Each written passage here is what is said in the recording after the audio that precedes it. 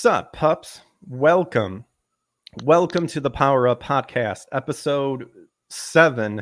Even though a lot of my videos are very nice.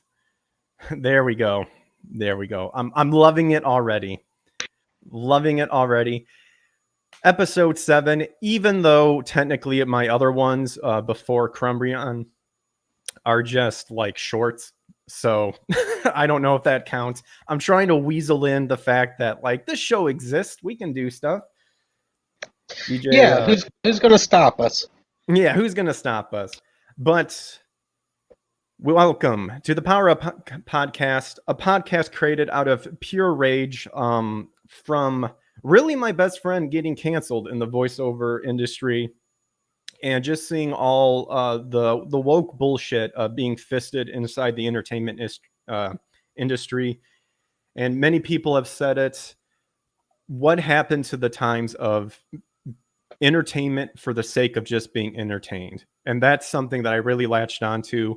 And I wanted to create a community, or at least add to the already growing community of people who just want to get together, hang out, talk about what entertained you, maybe in the past, in the present, and what can we do to fix shit in the future.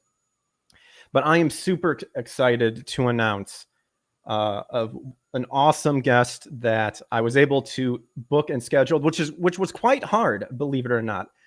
Ladies and gentlemen, please welcome the suspected serial killer, referred to as the Alligator Man or the Butcher of Elmendorf, Joe Ball. Joe Ball, welcome. I go by many aliases. I'm a man that lives many lives. All of those lives lived on the edge. Oh, yes, for sure. Yes. Joe, actually, believe it or not, so when I was looking to find your Indiegogo page and I just typed in your name, there is like that guy actually exists. There is a guy who's an American murderer and suspected serial killer. And his name is Joe Ball. And I'm just luckily, it's not my real name. So yeah, good. I got that going for me at least. Yeah. And he had apparently this guy had like a bunch of aliases. The Alligator Man was one, the Butcher of Elmendorf, and the Bluebeard of South Texas. He sounds like a pretty cool dude. Dude, I'd grab a drink with him. You're like, sounds like something a psycho killer would say. DJ Cumbo says that's some real detailed art, man. Yes. Before we go into Death, which Joe is working on currently, I actually met Joe this past week at Anime Matsuri. He was at Anime Matsuri. I went there on Saturday. It's amazing how the good Lord brings things together, because I remember Nick Ricada mentioning his book Death.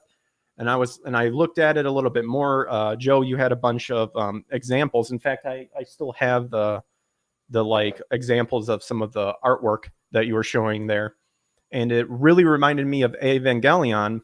And I sparked up a conversation, and we both got excited about Eva, and it was like, oh, we're gonna get along just fine. But first and foremost, how was the rest of the con, by the way? Because I could have only made it on Saturday.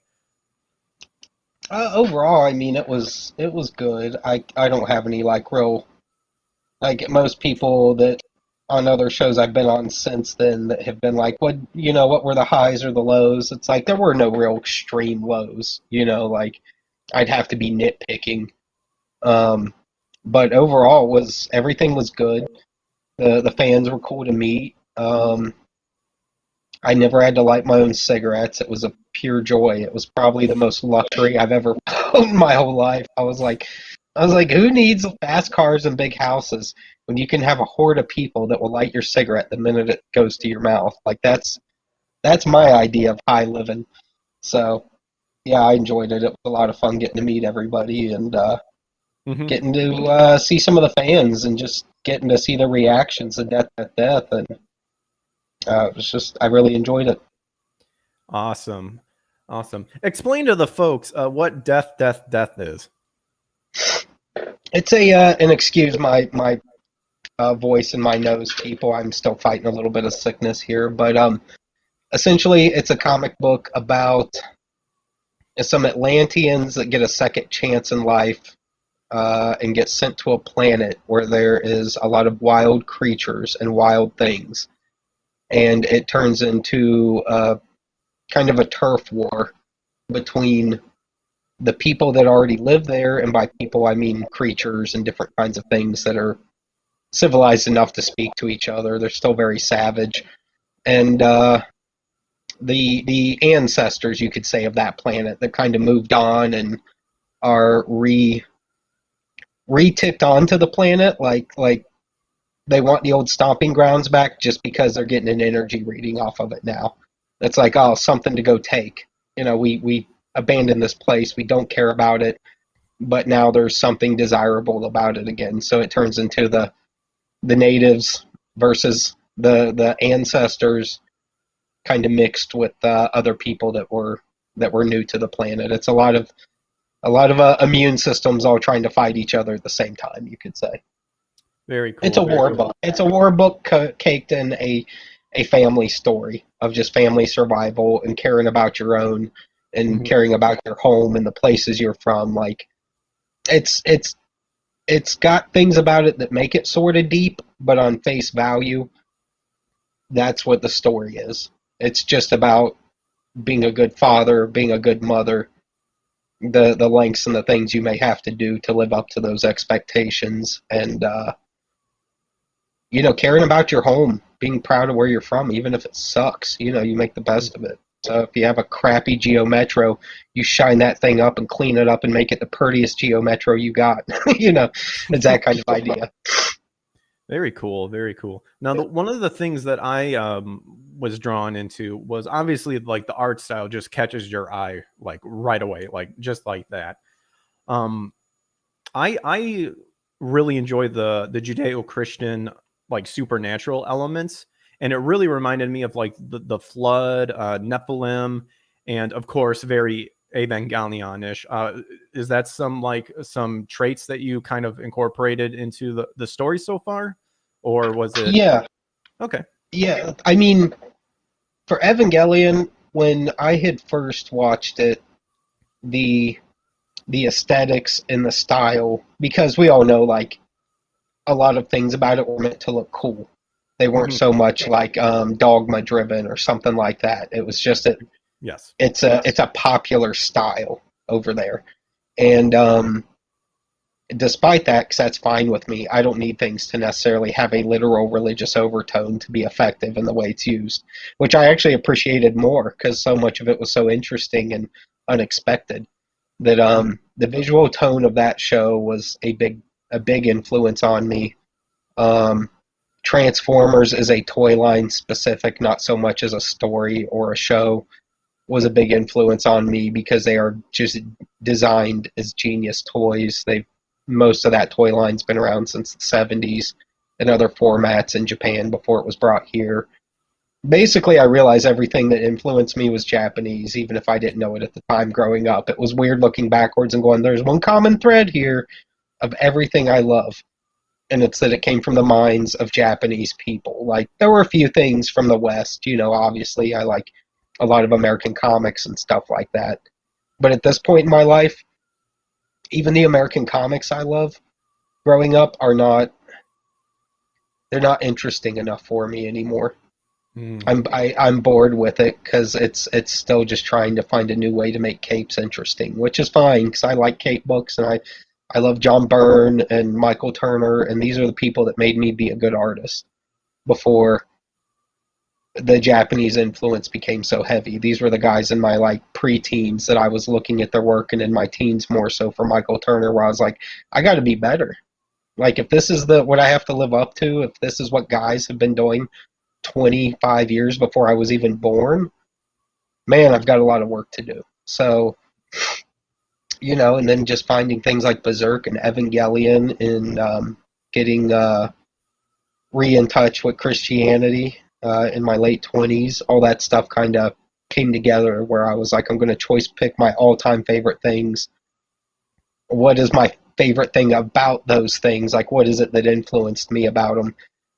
and try to work that into my own story that I had kind of already been playing with like concept images and things of that I really didn't quite have a full thing put together, but I knew these like, beat one, beat two, beat three. Now how do I make this be what I want it to ultimately be, or give the impression I want? Hmm. So yeah, Bible lore, Evangelion, all that stuff had a huge impact on it. And I'm glad you noticed. Some people don't really catch that stuff, even though I feel like it's pretty blatant. Like I make all my influences on the nose. I don't like people to think I'm trying to be like shifty about it or sugarcoat it or be like, look how slick I am. I just worked this thing in. It's like, no, the guy has a giant berserk sword.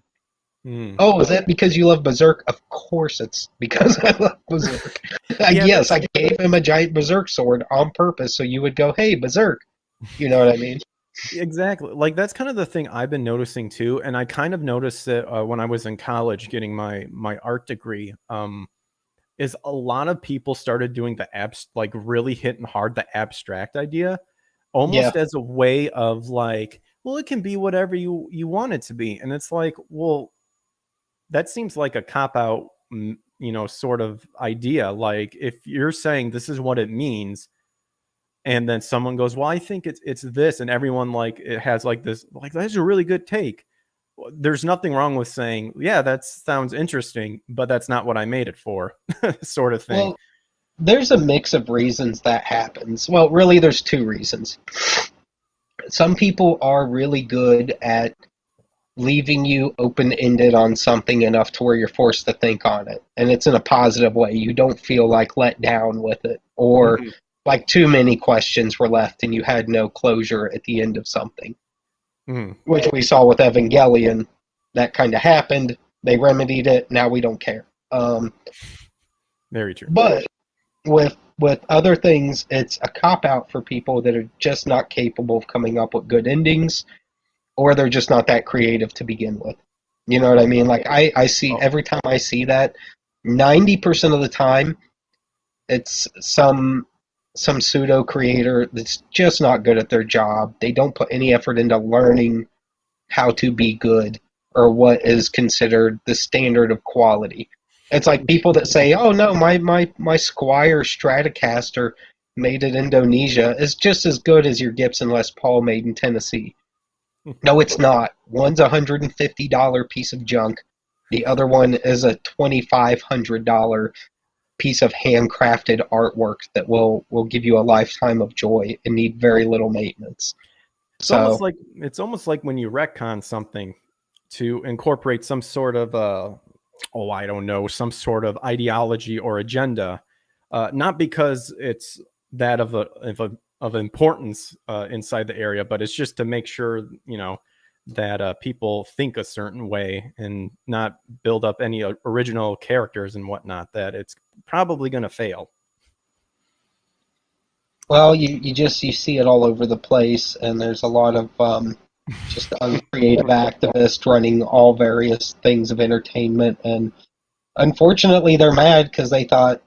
I think a lot of people thought, well, if it says Disney or if it says Star Wars, people will just show up for it. Or if it's this big name, Mhm. like it's like, yeah, at first they will, but after people get burned enough times, like it's not going to happen anymore. They're going to get tired of it. Like the difference is here, like I've noticed in the States, we will kind of hold out hope for about 20 years on a property before we're finally like, okay, just enough. This is never going to be what it was when I was a kid or when I fell in love with it.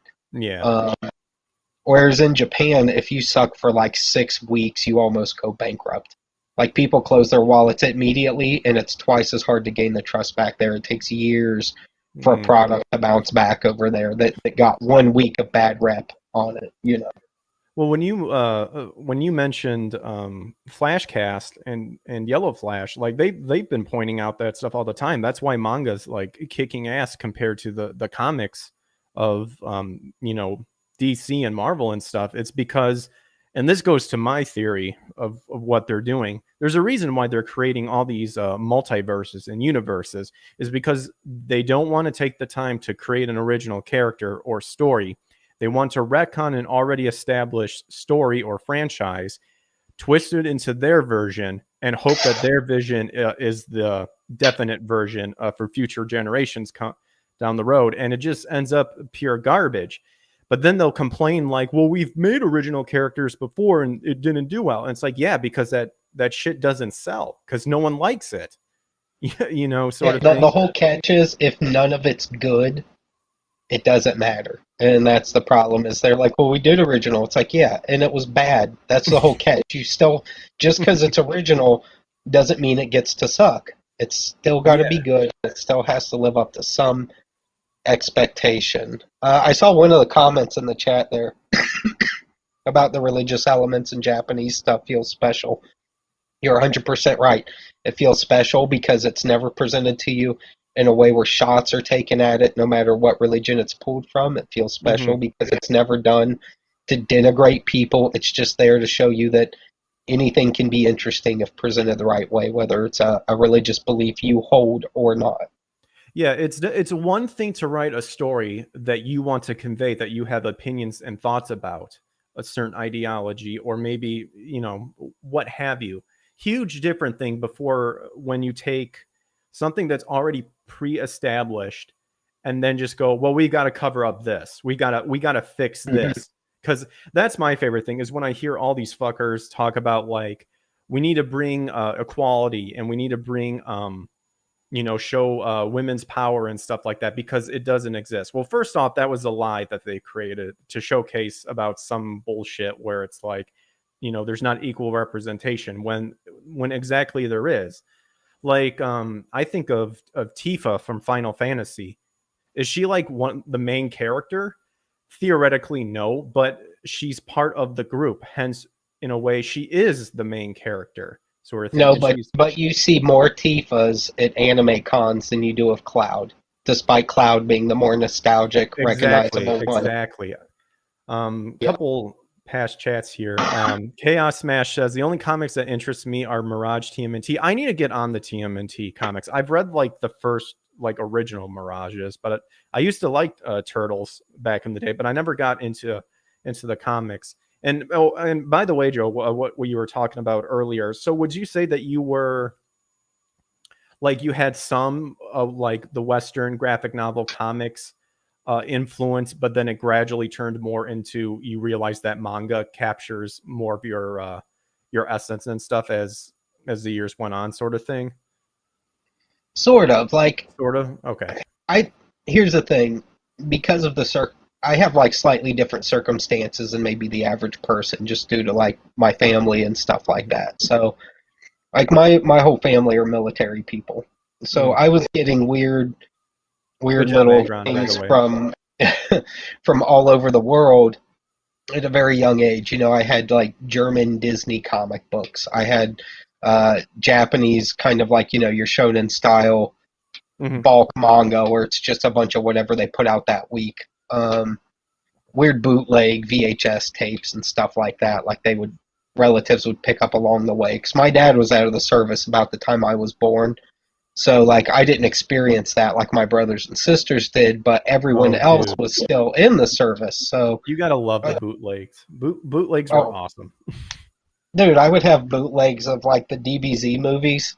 And same here. Like, absolutely. I got my friend the bootleg of the anime Gungrave way back before you could have actually, I think, find it somewhere, you know, wherever you bought anime and stuff like that. But it was like really well done. Well, yeah, it was, and I think the only difference was it had Chinese subtitles that were far too big for the screen. Like, that was a frustrating part. Like, say this is the screen right here, they would be like taking up this much space across the bottom. They'd be like these massive orange and yellow glowing letters through the whole thing. The greatest, like what you said with I believe you said Dragon Ball Z. The greatest is when like you saw GT stuff and the US hadn't experienced GT stuff and you're like, what the hell is this? Where did this come from? This seems like foreign. I remember that where it was just like, because Dragon Ball GT Final Bout, terrible game, by the way. Never play it. I did, and it was hot, a hot dumpster fire. But like that came out, I think in like '94 or something, way before GT like made it over here, and they started dubbing it. So you were like, "What the hell are all these like Super Saiyan 4 Goku, what's going on, like, sort of thing. Yeah. So it's just Well, so it was funny. cool because it gave you a whole new thing to look forward to. Exactly. One of my friends that actually would get me bootlegs when I was, I don't know, it was like the early days of the internet. He was ordering them from like shady people online and stuff. But we would get some cool GT bootlegs, and like he was one of those kids that was like super into it, where I was like into it and I knew about it, Mhm. but he like knew everything way before anyone else did, and he would have showed me GT stuff, and I was like, Goku's just like ripping people's heads off and Oh, like dude. eating children and like just Oh man, crazy stuff. I want that uncutness. Yeah. They've censored more stuff now, even though you're like getting more stuff. Because back in the 90s, it was like this is for teens, and now of course they're like, well, we got to get the young kids in here too. So we got to censor blood like spewing out of people's mouths into spit and stuff like that. And it's like, oh my gosh. Angron the Red Angel says, Joe, Greg, coincidentally just ordered Death 10 minutes ago, the $45 tier. Thank you very much. Thank you, my Angron. man. I appreciate it. Yeah, that's awesome. And we were saying this offline, but Death has reached over 57K. I've got it, the Indiegogo right here. So there we go. And from here you can just see. I need more than 2 screens. I need like 3. God, I fucking suck. No, that's fine. That's fine, bro. I got The the campaign's manga been up for a edition. while. Yeah. I got the manga edition, but I might look into getting like a colored version as well, because the coloring here like looks amazing. I like that blue. And yeah, very, very. I haven't read Berserk because I've heard people at the con, I believe even people in the chat just now, say that it reminds them of Berserk. I've seen the anime Berserk, but I never read the manga. But someone else at the con mentioned it reminded them of Fist of the North Star, which I have read. I've actually reread it again, and God, I love that Well, manga. It is awesome. Berserk is, and take this from a guy that's like picky about quality, and I'm a little forgiving of some things. Trust me, if something's like 70% good, I'll forgive that little bit of bad. But Berserk is the greatest comic book story ever made. There's nothing that will top it. I don't see anyone topping it for the next 100 years. It's that timeless thing that the more time goes on and the more people that find it, the more it's like solid in our hearts, is this thing that just makes you, if you're a male, it takes your testosterone up and it keeps it there. And you're kind of permanently screwed that way, like where your brain has now been permanently changed by a fictional story, but it's so good that like, I kid you not, man, like I cannot stop praising it because I've still to this day, out of all the stuff I've read, like Akira, it's awesome, but it's overwhelming and confusing, but the artwork alone is worth having it.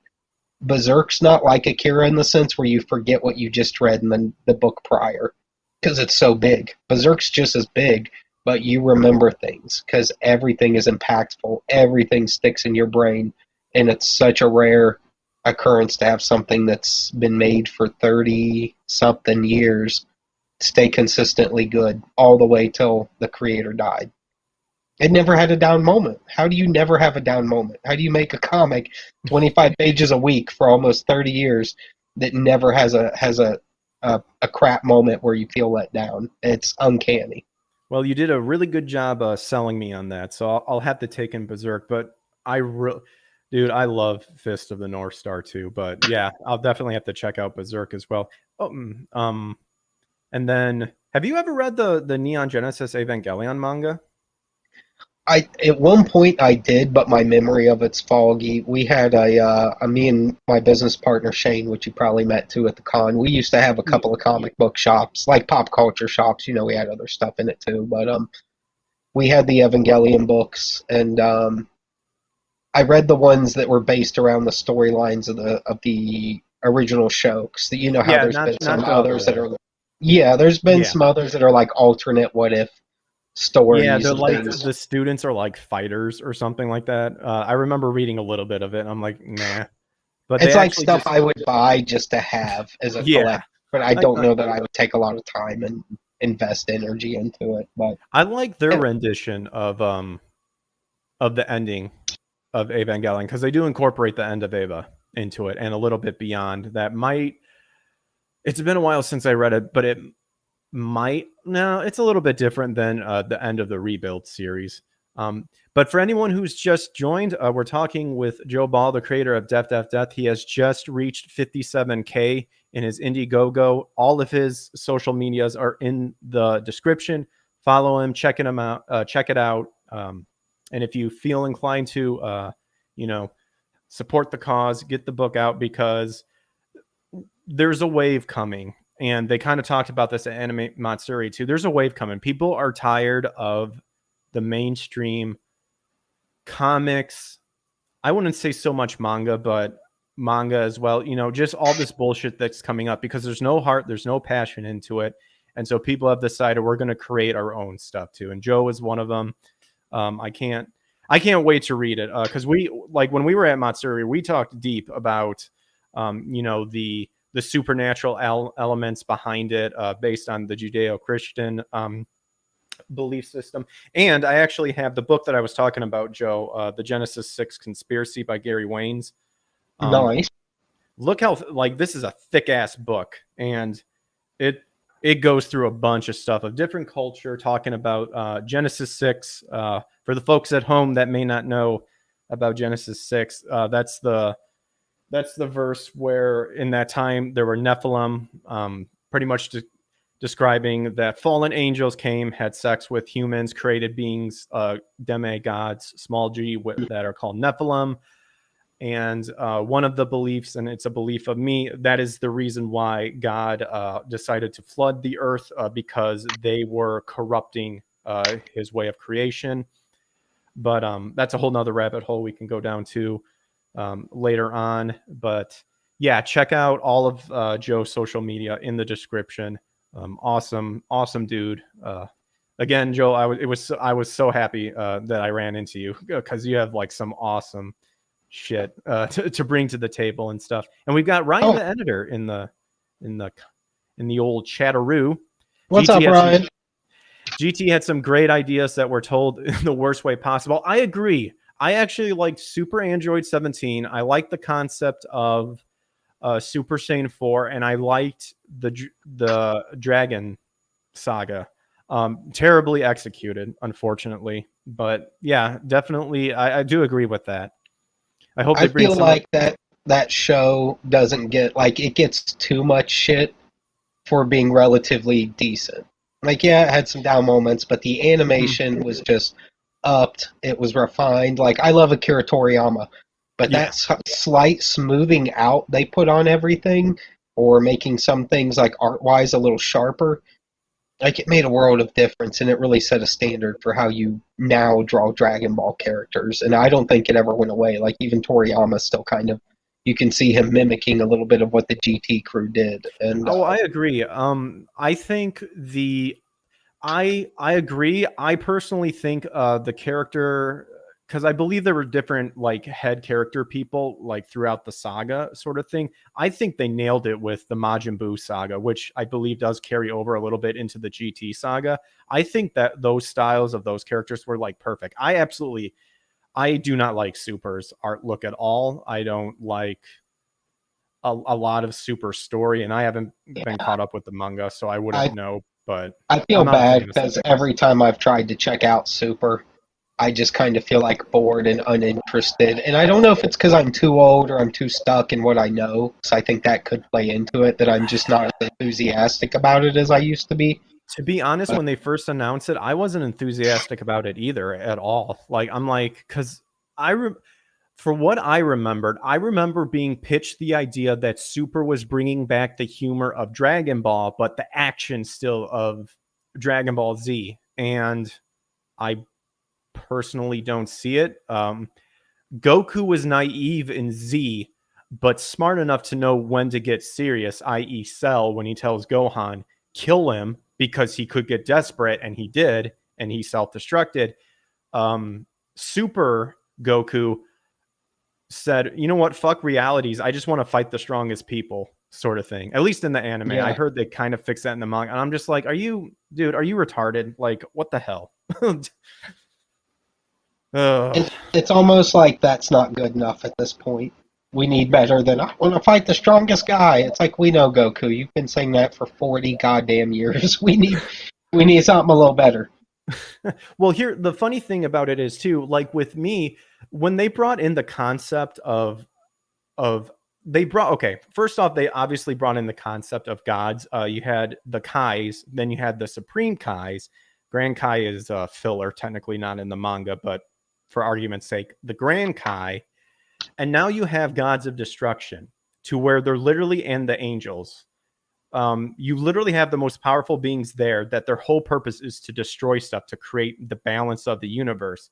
And to me, it doesn't matter what threat of a villain shows up, because if they wanted to, they could do away with whatever problems they're now facing, like the Z Fighters now face. And that's what they did with Zamasu in one of the universes, where he Hakai's him. So in the end, it doesn't matter. Like, to me, like, once you have that concept, where else can you go with it?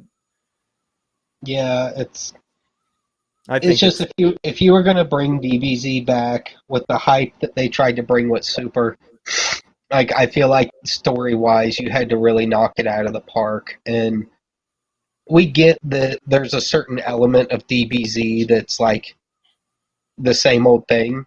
It's acceptable, but it's doing the same old thing in a cooler way each time. Like, yeah, we know it's going to boil down to some characters talking shit to each other and then getting in a mega fight that goes on for 2,000 episodes, but we're fine with that. That's what we want.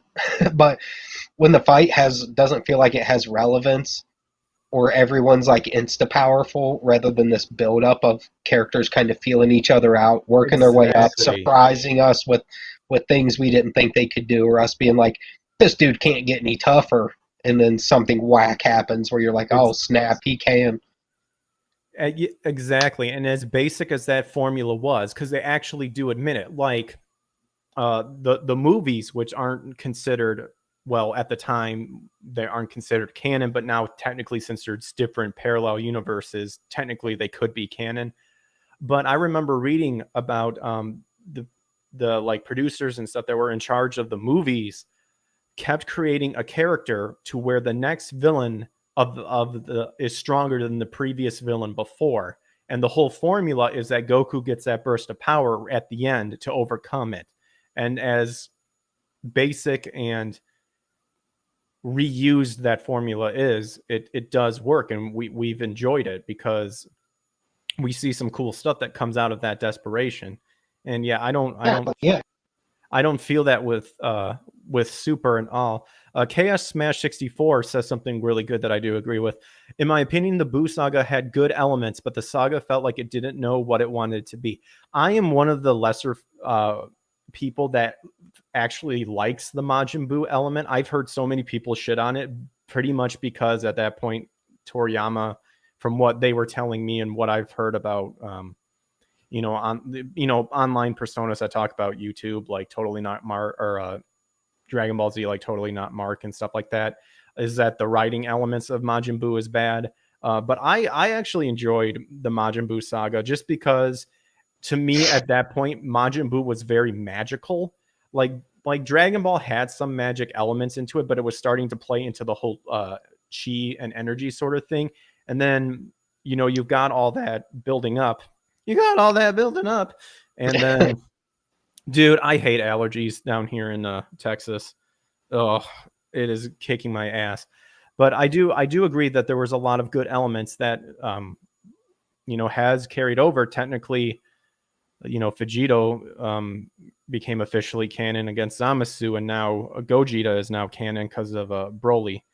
But I do agree with you, Chaos Smash. There were some really good elements in Majin Buu that I think just gets knocked from the wayside, just because a lot of people say they didn't like the writing of it. But at the time of when I watched it, and because it hadn't been released in the States yet, this was probably like 1997, maybe. Just because I was seeking out anything I could get, because you could only watch so many like Toonami reruns, just waiting for new episodes. I loved it. but you got to bear in mind, I was like a teenager and I was virtually in love with anything DBZ, GT, Dragon Ball related. Like, I just wanted all the content I could get. So I didn't really watch much of it with a critical eye. I was just watching it out of pure excitement. So, like, a lot of the stuff I would have to go back and watch again. My perspective may be a little different 25 years later. But at the time, I mean, I loved GT. I loved anything Z that happened. Like, I was very non-critical of any of it. When my friends would bring up like things like, "But why is this or that happen? Like, this is weird or this doesn't make sense," I'd just be like, "Shut up! You're stupid." Like, I didn't even give it the time of day. It's like, don't talk to me. You don't even know what you're talking about. You've caught 2 episodes. Well, that's definitely something that kind of can be discussed in part of like what I'm searching for and doing the Power Up podcast is that sort of there is a nostalgia factor and definitely just being young at the time where you're not as critical on something as to when you get older and then you go back and rewatch it again and then kind of realize that some of the stuff maybe story wise and being critical about it isn't actually good, but then there's also that charm of, well, a lot of people were entertained by it, sort of thing. And I think that charm definitely should come back, because I think there is a successful way of capturing that charm, but also have it be good writing, sort of thing. And for me, at least, because I was born in '88, so I'm an '80s kid, but I grew up in the '90s, sort of thing.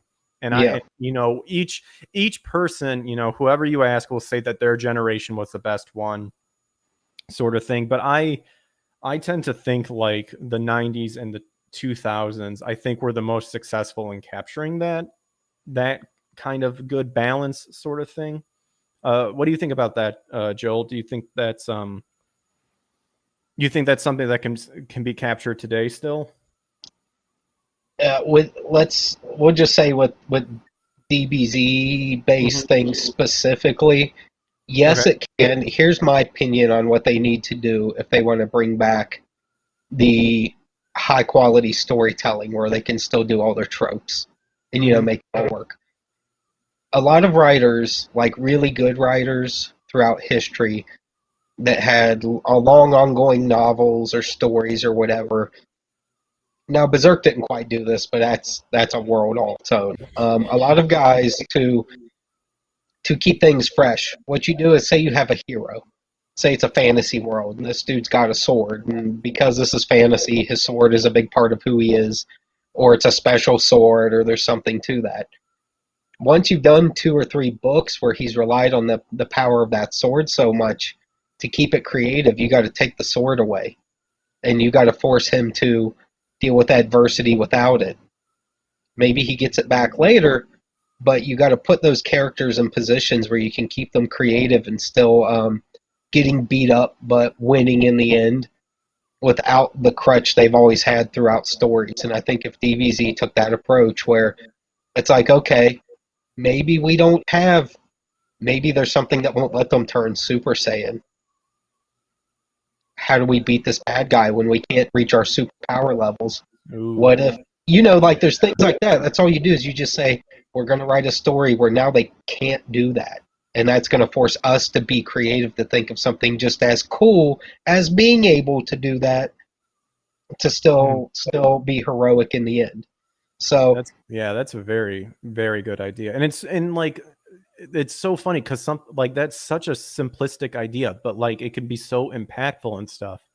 But it's like you just take concepts and then figure out how to write them into the stories. It's not even like they have to be like have this super creative thing. It's just something like that where it's simple. It's like, okay, we're just going to take something away for a little bit and try to figure it out. I mean, if you've ever read like what's his name? Terry Goodkind. He was a writer. I think he passed not too long ago, but I think his series was called like the Sword of Truth series, and it's mostly good. Like the last book was a little meh, but that was kind of like you could tell he had just ran the well dry because his books were huge. But I read these books in high school, and that was one of the things that like I loved about him was he would put our core characters, even if they had down times, because you got to give them something to work back up from.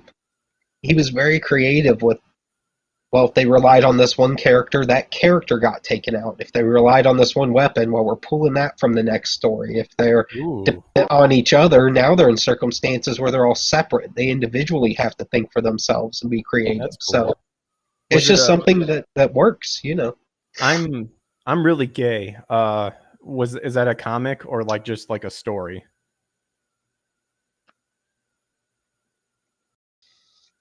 Who are you asking me? Yeah, you.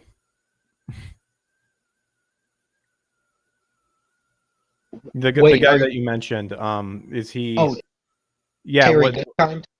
Yeah. Was he? Like, was it like novels or was it a comic? Yeah, it was novels. I'm Oh, sorry, my okay. brain just got defunct for a minute and I got lost. Yes, yes, No, it no, no. was Yeah, yeah. fantasy novels. Guys, Yeah, guys, my literacy only branched so far from manga, maybe some graphic novels, and Garfield comics. So, you know, I'm I'm illiterate. well, I'm one of Well, those I people. I can go, read, but I'm branching out my horizons. I guess yeah.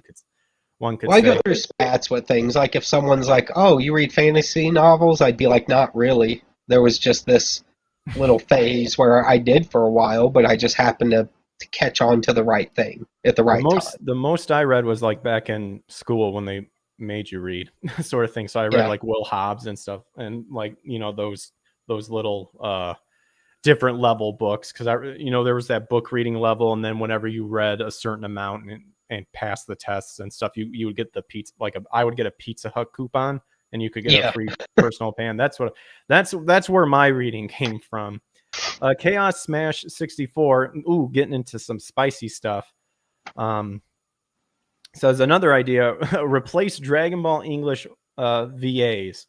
Well, I think that's more based on how they act on Twitter. To which a lot of people give Kai shit, although I actually think like the writing in it is good because it's obviously they took the time to get more accurate to the Japanese translation. And a lot of stuff that Ocean Dub did, where instead of saying "I'm going to kill you," they say "I'm going to send you to the next." I'm going to send you to the next dimension, like sort of thing. So, and that's kind of I think where the rose tint like glasses for some people who is like, no, that's the best one. It's like the writing's, the dialogue's not that good, sort of thing.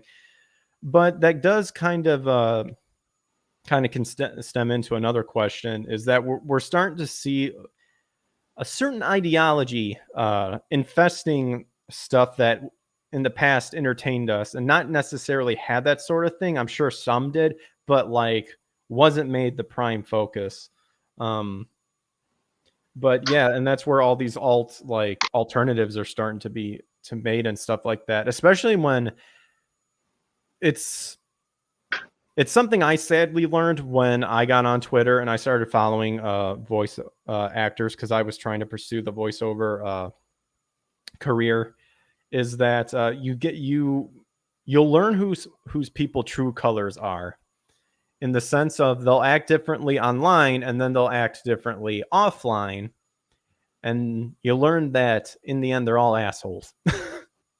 So Yeah, yeah. Well, it's weird too because some of these people have been around forever, and they don't believe anything they're saying because they're virtually like boomer aged people at this point, and they're mm-hmm. pretending to care about things that they magically only cared about when well, other liberals cared about.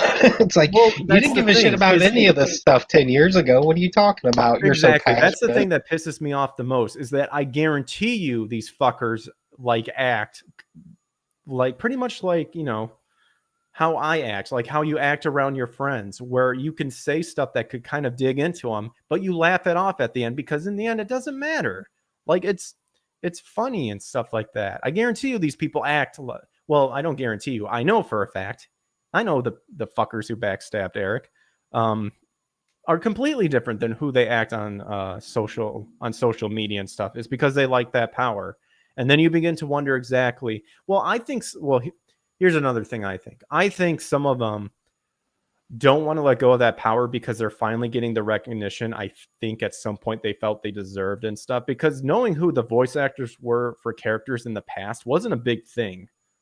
And now it's starting to become a big thing. But then in the end, they're like D-list actors.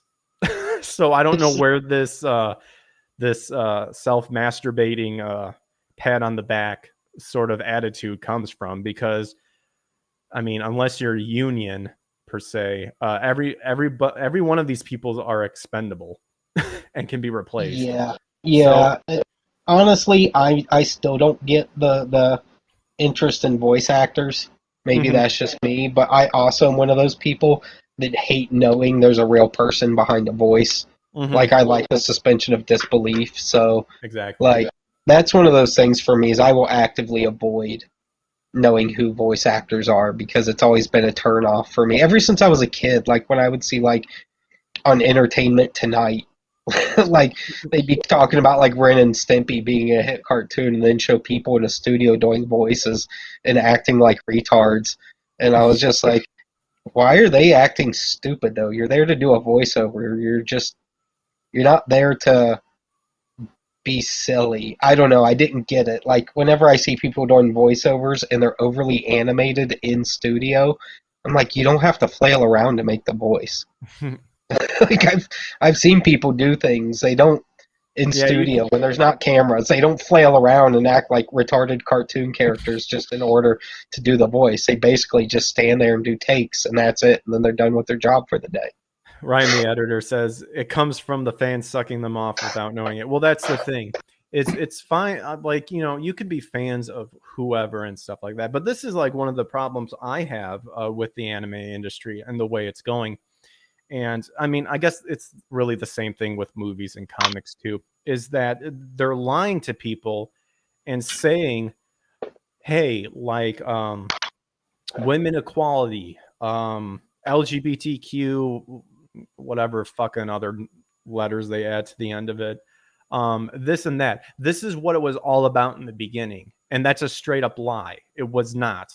It's never has been. We've all been around alive long enough to know that's not true.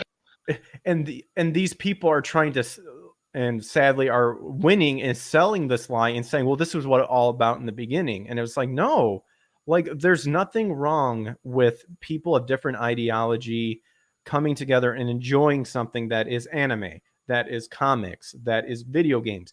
But these faggots have to come out and like declare like, no, this is what it's all about, and if you don't like it, you're not a fan and you can't be involved in it. And I think that's like the most disgusting thing too, mostly because in the end they're the actual bigots and all this stuff, because they project that onto others, because you can just check their Twitter bio and they have their SJW checkbox inside of it, which I just think is funny. It makes me giggle. Here's the thing, we all know pretty much that even when we complain about their gatekeeping is very much a necessity. But if you're just a fan, you don't have any sway over the gatekeeping. And that's why we're seeing this stuff get ruined so bad, is because we don't really have any voice in this. They don't care what we say. They clearly don't. They have not since 2014 when you started to see the inklings of this stuff. Which, I mean, actually, you can find the inklings all the way back to the 80s. It's just, it was more subtle and not as in your face and obnoxious. But we're to this point now where it's like, okay, we have no option but to make our own, which is fine because a lot of us want to do that. And second, we have to gatekeep our own stuff to such a point that when we're dead and gone, it can't be corrupted. You know, there's a new level you can't just leave something to your kids now and hope for the best. We've seen what some of these people's Looney Tune like, I trust my children, but that's because my daughters are saints and would never hurt their father because I raise kids. But these people are psychopathic weirdos. Their kids turn into the same thing they are. You cannot trust these people to carry on lineage anymore, even if their parents were cool people, you know. Yeah, exactly. And this is where the craziness is when they get confronted with their own hypocrisy and stuff like that. They just change the definition. Like to them, gatekeeping means, well, you're not allowing women in, you're not allowing gay people in, you're not allowing this. It's like, no, that has nothing to do with it. It's when people gatekeep stuff, when some fucker comes in and everyone is creating an awesome story, and some fucker comes in and goes, you know what we need to do? We need to, you know, this person is getting too much. This man main character is getting too much attention. We need to bring in a female person to showcase the equality. That's when you go, okay, yeah, you can go sit in the corner, and we'll call you when we need the lunch tray served, sort of thing, because you're not caring about the story. You're caring about creating a perceived idea of equality, sort of. You tell them to leave, and they can come back when they can remove the E. When it's just about quality, come on back. I don't give a shit about equality. I give a shit about quality. So back to me when you guys are sure about that.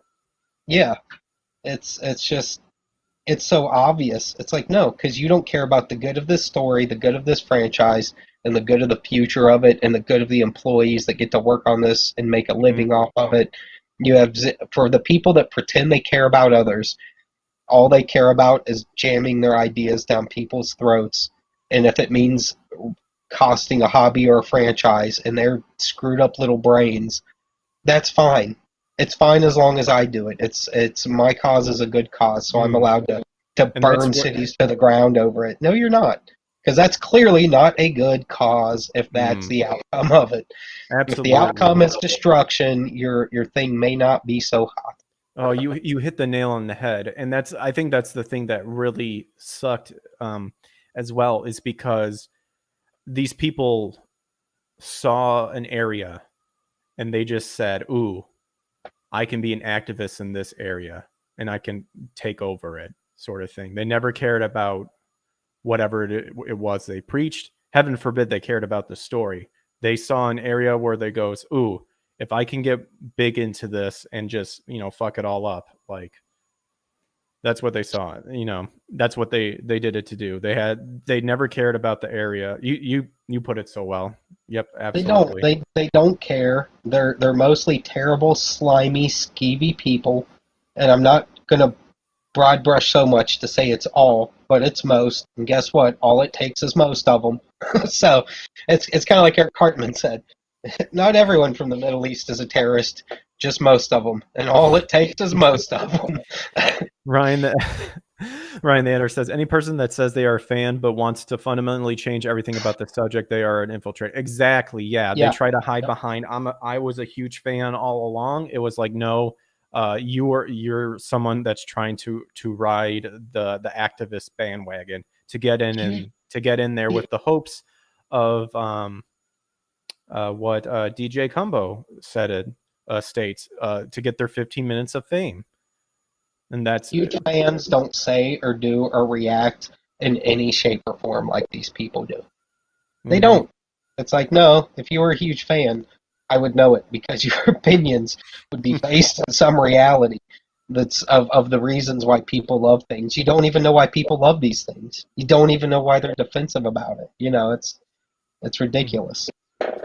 Absolutely. Were you a big like a video game person in the past?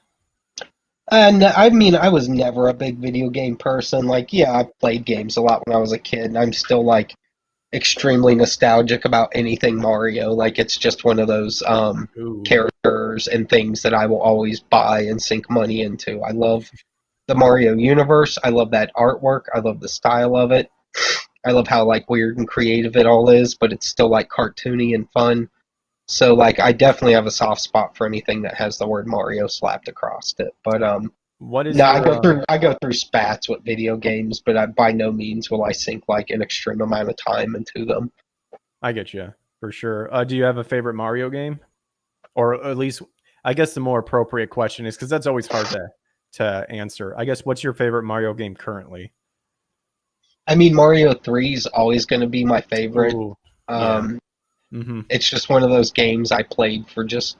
If you live through when that game first hit and the hype surrounding it and the build up to it, like, it's kind of like trying to explain to people how big the first Batman movie was. Like, people were losing their minds. The merchandise was everywhere. Like, you had to live through certain things to comprehend just the pre-internet booms that things would have and how insane it was. And Mario 3 was very much like that. I'm Um, so, I'm so upset because the first system we had was an NES, a Nintendo, and we the gray box was notorious for being able to read the cartridges because it was on its side. That's why the top loader was a lot better because the vertical stand made it easier to read, like for the pins the to pin grip. connectors could get a Yeah, better grip. Yeah. yeah, and I'm so upset because once ours died, we pretty much got rid of all of our games, and we had like Mario 1, 2, and 3 complete in box. We had Turtles 1 through 3 complete in box, and we gave them all away. And Dude, but it's yeah, just the cycle of games. yeah. Oh, it makes me Every so sad. everyone goes through a spat where I want the new system. I've played the old one long enough now that I'm a little detached. So I Hmm. let it go for cheap because in the moment I don't care, or you go to a pawn shop and you see tons of these things for next to nothing. You give it about 15 years, and then everyone misses that stuff. But now the collectors all know that everyone misses that stuff because you see those booms every so many years with this Hmm. generation's thing is about to become nostalgic. It's like Hmm. when the Pokemon games for Game Boy, I didn't care about them. Pokemon was I was a little too old when that came to be to care about it. But They're I like sure as ridiculously hell expensive now. saw when the 25-year-olds that would come into my comic shop were like itching for that stuff again bad, and I could slap huge numbers on those games and sell them easily because all I had to do was undercut eBay by like $4, to get my sale. Oh, I see how And this is. You one of those scalpers, Joe? not a scalper. I'm just a guy that says I'm always competing with the internet. So No, yeah, I no. got to pay That's for a kind of like, storefront, property tax. I got so much more to pay for than oh some no, on I, eBay. I don't doubt it, man. Um, yeah, like I'm still a gamer and I still try to collect games, but I've become more of a hybrid sort of thing to where the purists out there who say, "Oh, you got to play on original hardware and the cartridges and all that bullshit." I mean, I'm laughing because everything's going digital now, and what do you think that is? Like, that's what. Ooh, Little Nemo Dream Master. Look at Yep, that. mint and box. Nice, All the very paperwork, nice, everything. Yeah, that's one of my faves. I've always held on to. dude. Awesome, dude. But yeah, like I've been coming to the point where I like to at least have the physical copy, but like I'll emulate the shit out of it because one, like I actually have mad respect for the people who do ROM hacking and who create the emulators because they do it for free and it's like open source code and you're getting like some good like top-notch quality and emulation's gotten to the point where it's almost a one for one like exact how like a original hardware will run sort of thing. But like with emulation, it for me, I feel it opens up a lot more games that never made it across to the U.S. to the U.S. And people, there's like fan groups out there who like translate Japanese games that never came around here, and I love that stuff sort of thing. And Oh, me too, man. It's cool that there's people willing to do that stuff and sink their time and energy into it. I had a buddy of mine that was a little tech head. Mhm. I had him mod my Wii out with as much homebrew stuff as he could get his hands on. So I just had like every system you could dream of on that thing, every game for Oh every yeah, system you could dream of. I I mean, got the he loaded it up. yeah I got the original Wii. I got that soft modded. I got the Wii U soft modded. But like, but the funny thing is that it's and there's like now there's YouTube tutorials that will explain everything to a T to where you can't possibly brick it. And if you do, they in the beginning make precautions to go if something happens, just unbrick it by doing this sort of thing. And then you just have these people who still are like, I want the original like hardware and all that stuff, who are going out of their way to mod this stuff to play on current TV sort of things, or they'll get like the really expensive CRT TVs and stuff. And I'm fucking cheap. I want the cheapest means possible by trying to get the best quality possible. But then you look at my computer and my setup in my room, and it's fucking shit. So who am I to to say anything? Well, we all got to pick our battles in life. I think if we all just had money coming out the wazoo, sure, we would go out of our way Yeah, to exactly. buy the originals and buy everything we could. Because anyone that's a collector knows deep down our dream is to have not just everything we could ever want, nostalgic wise, but like literally a warehouse of stuff on display so we can just walk around and look at it and drool at all our junk. Yeah, But also to have, then you get into the custom range. It's like, oh, now I need a Mega Man NES custom. Oh, now I need a Turtles NES cut. Like, you just get into the realm where it never ends and it never stops. So yeah. there's advantages at the same time of not having tons of stuff. Yeah. Yeah, my biggest thing, like really like, I don't, in the end, if you want to collect, folks, if you want to collect like physical copies and, original hardware, like by all means, go ahead and do it, sort of thing. But this idea of like, this is appropriate. This is the true way to play a game. Like, that's where I get pissed off with people. And those are the people that are usually the purists. They're like, everything needs to be physical and stuff like that. It's like, no, I can still enjoy a game if I'm using a ROM and, have a USB controller hooked up to it and whatnot. And Yeah, there's no reason you can't. It's just we all got to do what is easiest or most reasonable for our situation. Ryan points out, while I'm no fan of piracy, I do worry about this age of buying digital games but never truly owning them. Where we are in now, emulation is a great way of preserving games as well as actually owning them. And I actually, like, Ryan, you bring up a really good point, because that's sort of the reason why I don't like digital stuff, because one day you could wake up and your library can just be empty and they can contact you and go, oh, we just lost all of our data and stuff like that, and technically you're going to have to rebuy everything. And then, like, that sort of stuff, because I believe they did that shit way back with like iTunes, like back in the day and stuff, where you technically didn't own the music, like you had like a license. And that, don't quote me on that, but I've read some stuff, but this was a long time ago, sort of thing. But that's where, yeah, I do agree with Ryan, in the sense of like, yeah, like there's a reason why people physically want to hold on to stuff like that, is because they know they own it. They don't want to risk the fact of one day somebody going, yeah, all your game databases, it's gone. But yeah, but we still have them. You're just gonna have to buy them again, like, sort of thing. And with piracy, if we want to talk about like anime and stuff like that, that's actually how anime got spread a lot throughout the world and stuff. I've read people like commenting on like, hey, I live in this part of the world and we can't buy physical copies of anime. Like, the only way we can enjoy it is through piracy and stuff. So for me, that's a really gray area, to where obviously there's pros and cons of. Yeah, I think that's definitely, I agree with you. There are a ton of things, myself included, I would have never known about without it. And the people that really love it still spend money on it at some point. Once they can, they definitely do. I've yet to meet anyone that said, I read the manga online and was totally satisfied with that. Was the bootleg manga. If it was something they really liked, they still went and bought it. They still wanted it on their shelf. They still wanted it on their computer. Something, So I think the actual, like, plus piracy, getting that kind of stuff, you almost have to be really into it to even, like, find it, understand it, know how to download without getting bugs and all kinds of shit. So yeah. Like, there's a certain amount of savvy required. So I don't think it'll ever be a wide enough spread problem, because the only people ballsy enough to do piracy on a large scale are the Chinese, and that's because they know that the world needs them worse than they need the world.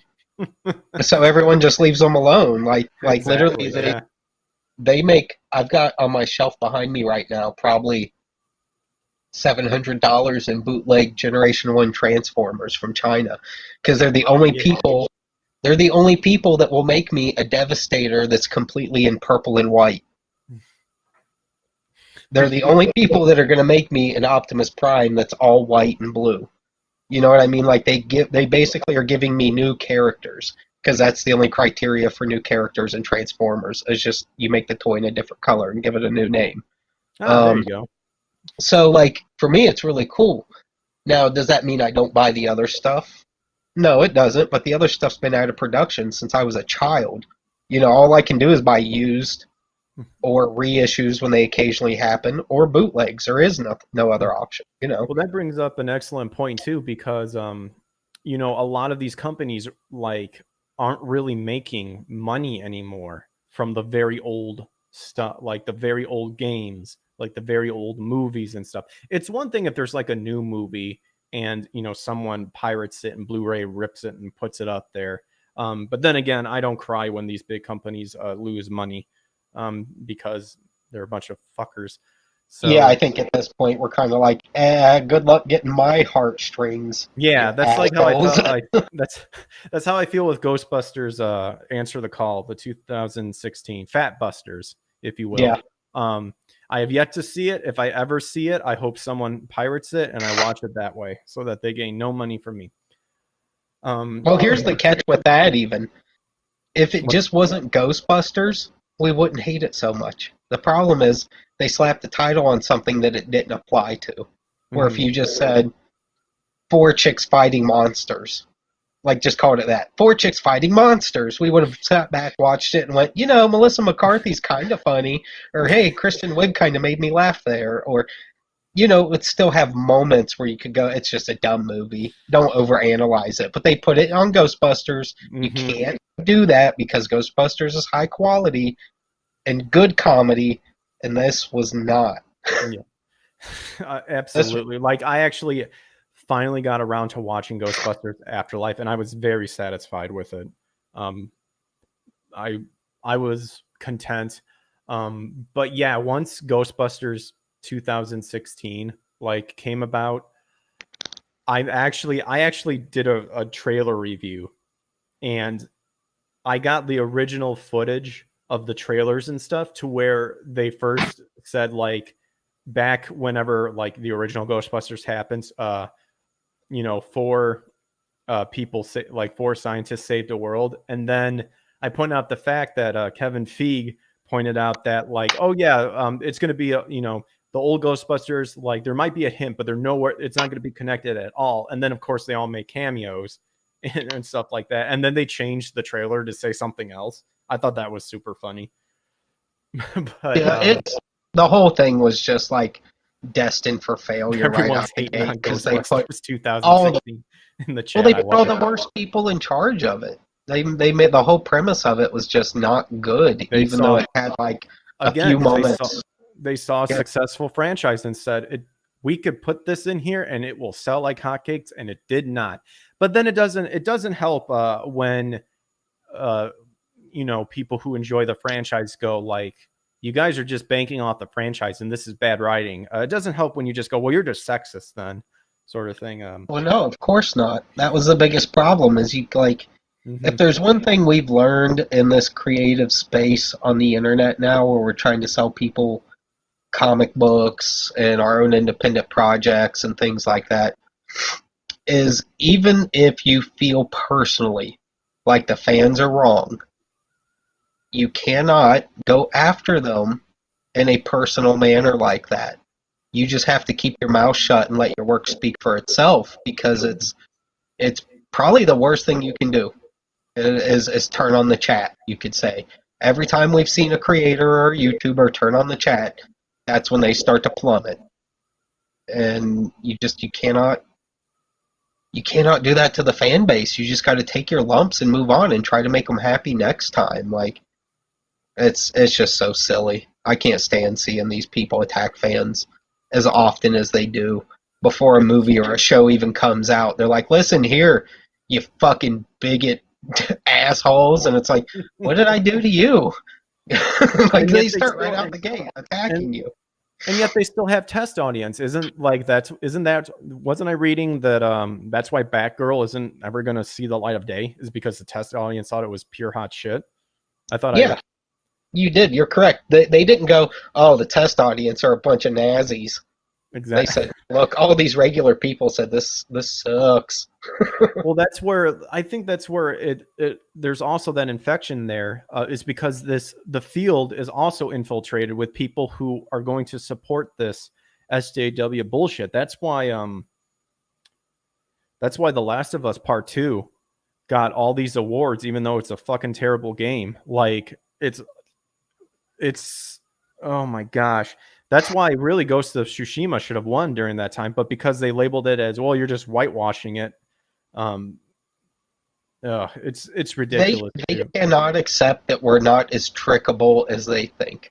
Exactly. And Yeah. that's the thing. It's like, how in denial are you? You're doing the same thing over and over. You're failing consistently. You're losing money left and right. I don't care how many write-offs you do. It doesn't take the failure out of the project. You guys have got to, at some point, you've got to lose enough to stop doing this nonsense. But, I mean, Mm-hmm. these places get government bailouts like it ain't no thing. Even if we don't know that this shit happens, it happens. There's always some little thing to keep the liberal loonies funded so that they can keep doing what they're doing, whether anybody cares about it or not. So it's like, obviously you can't suck the money out of it because that's not fair. People got to be able to earn money and make things, but all we can do is keep speaking with our dollars, and eventually it will pay off. It's just going to take a while because we live in a country that creates incredible wealth. Even during our downtimes, we create more wealth than the rest of the planet combined. We chug along. Recessions don't stop us. Mm-hmm. High gas prices don't stop us. We're the most resilient nation on the planet. We like our comfort and we maintain it no matter what. Mm-hmm. And we're starting to cut our dollars off now. So, that's something. Every time people get doom and gloom about the U.S., I'm like, look backwards at all the horse shit we've put up with. Even just in my lifetime, I'm 40. So even in my lifetime, I've seen a handful of ridiculous things. And the next day, we all still woke up and went to work. Yeah. I mean, and that's where, a lot of people are starting to do their own things. Like Joe, for example, and his graphic novel, Death, Death, Death, which you can go and find in the descriptions, and go to the Indiegogo and support Joe as he is preparing for his graphic novel to come out, I believe, in December, if I'm not mistaken. Correct? Yeah, December is when we want to start shipping. Yes. Yeah. So check out the tiers, guys. See if anything sparks your fancy and support Joe. Joe, along with people like Eric July and stuff, are saying no to all the corporate bullshit and are deciding to make their own stuff. So, it showcases that if, people like Joe and people like Eric can do it, you guys can do it too. And, just go out there and support. That was a very shitty segue on me. I feel like I promoted that very poorly, but No, it's fine. Well, here's the thing. We're in a golden age. And guess what? We always look backwards on the golden ages, and if we were an adult during those times, we're sad we didn't try to do something when it was red hot. We're in a golden age of print. We're in a golden age of entertainment. We're in a golden age of people wanting something new, the likes of which we haven't seen since the late 80s and the early 90s. So if you are a creative person, if you are trying to make entertainment of any kind, I mean novels, movies, video games, whatever, right now's the last like 5 or 6 years has been the time to strike.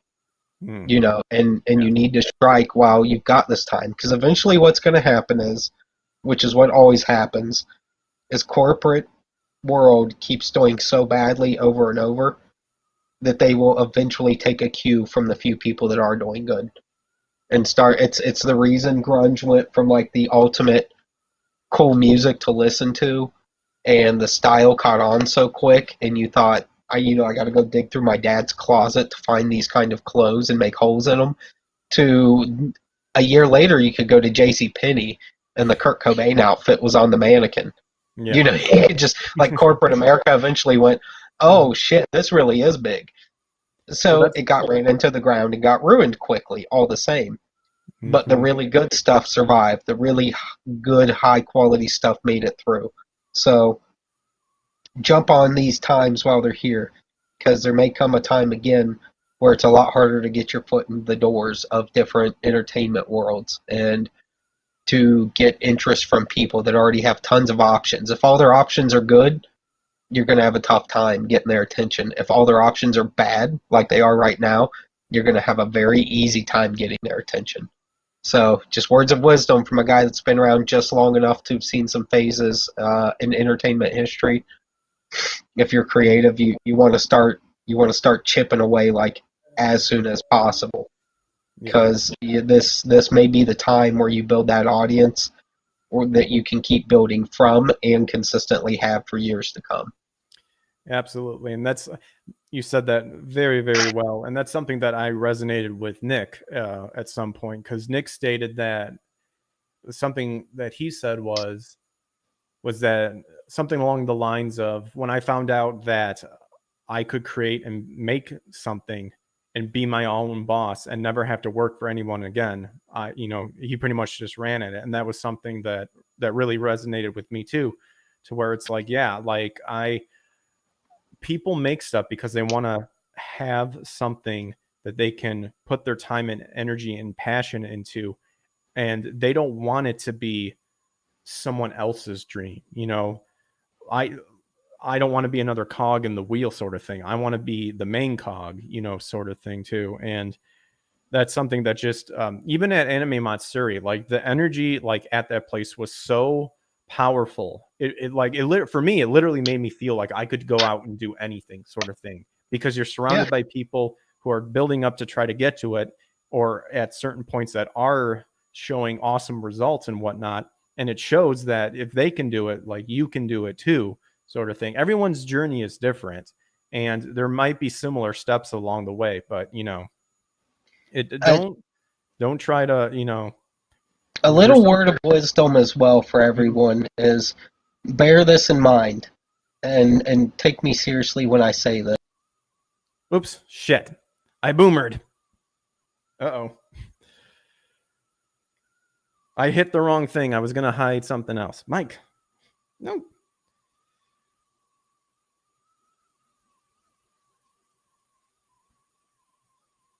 Nice job, Greg.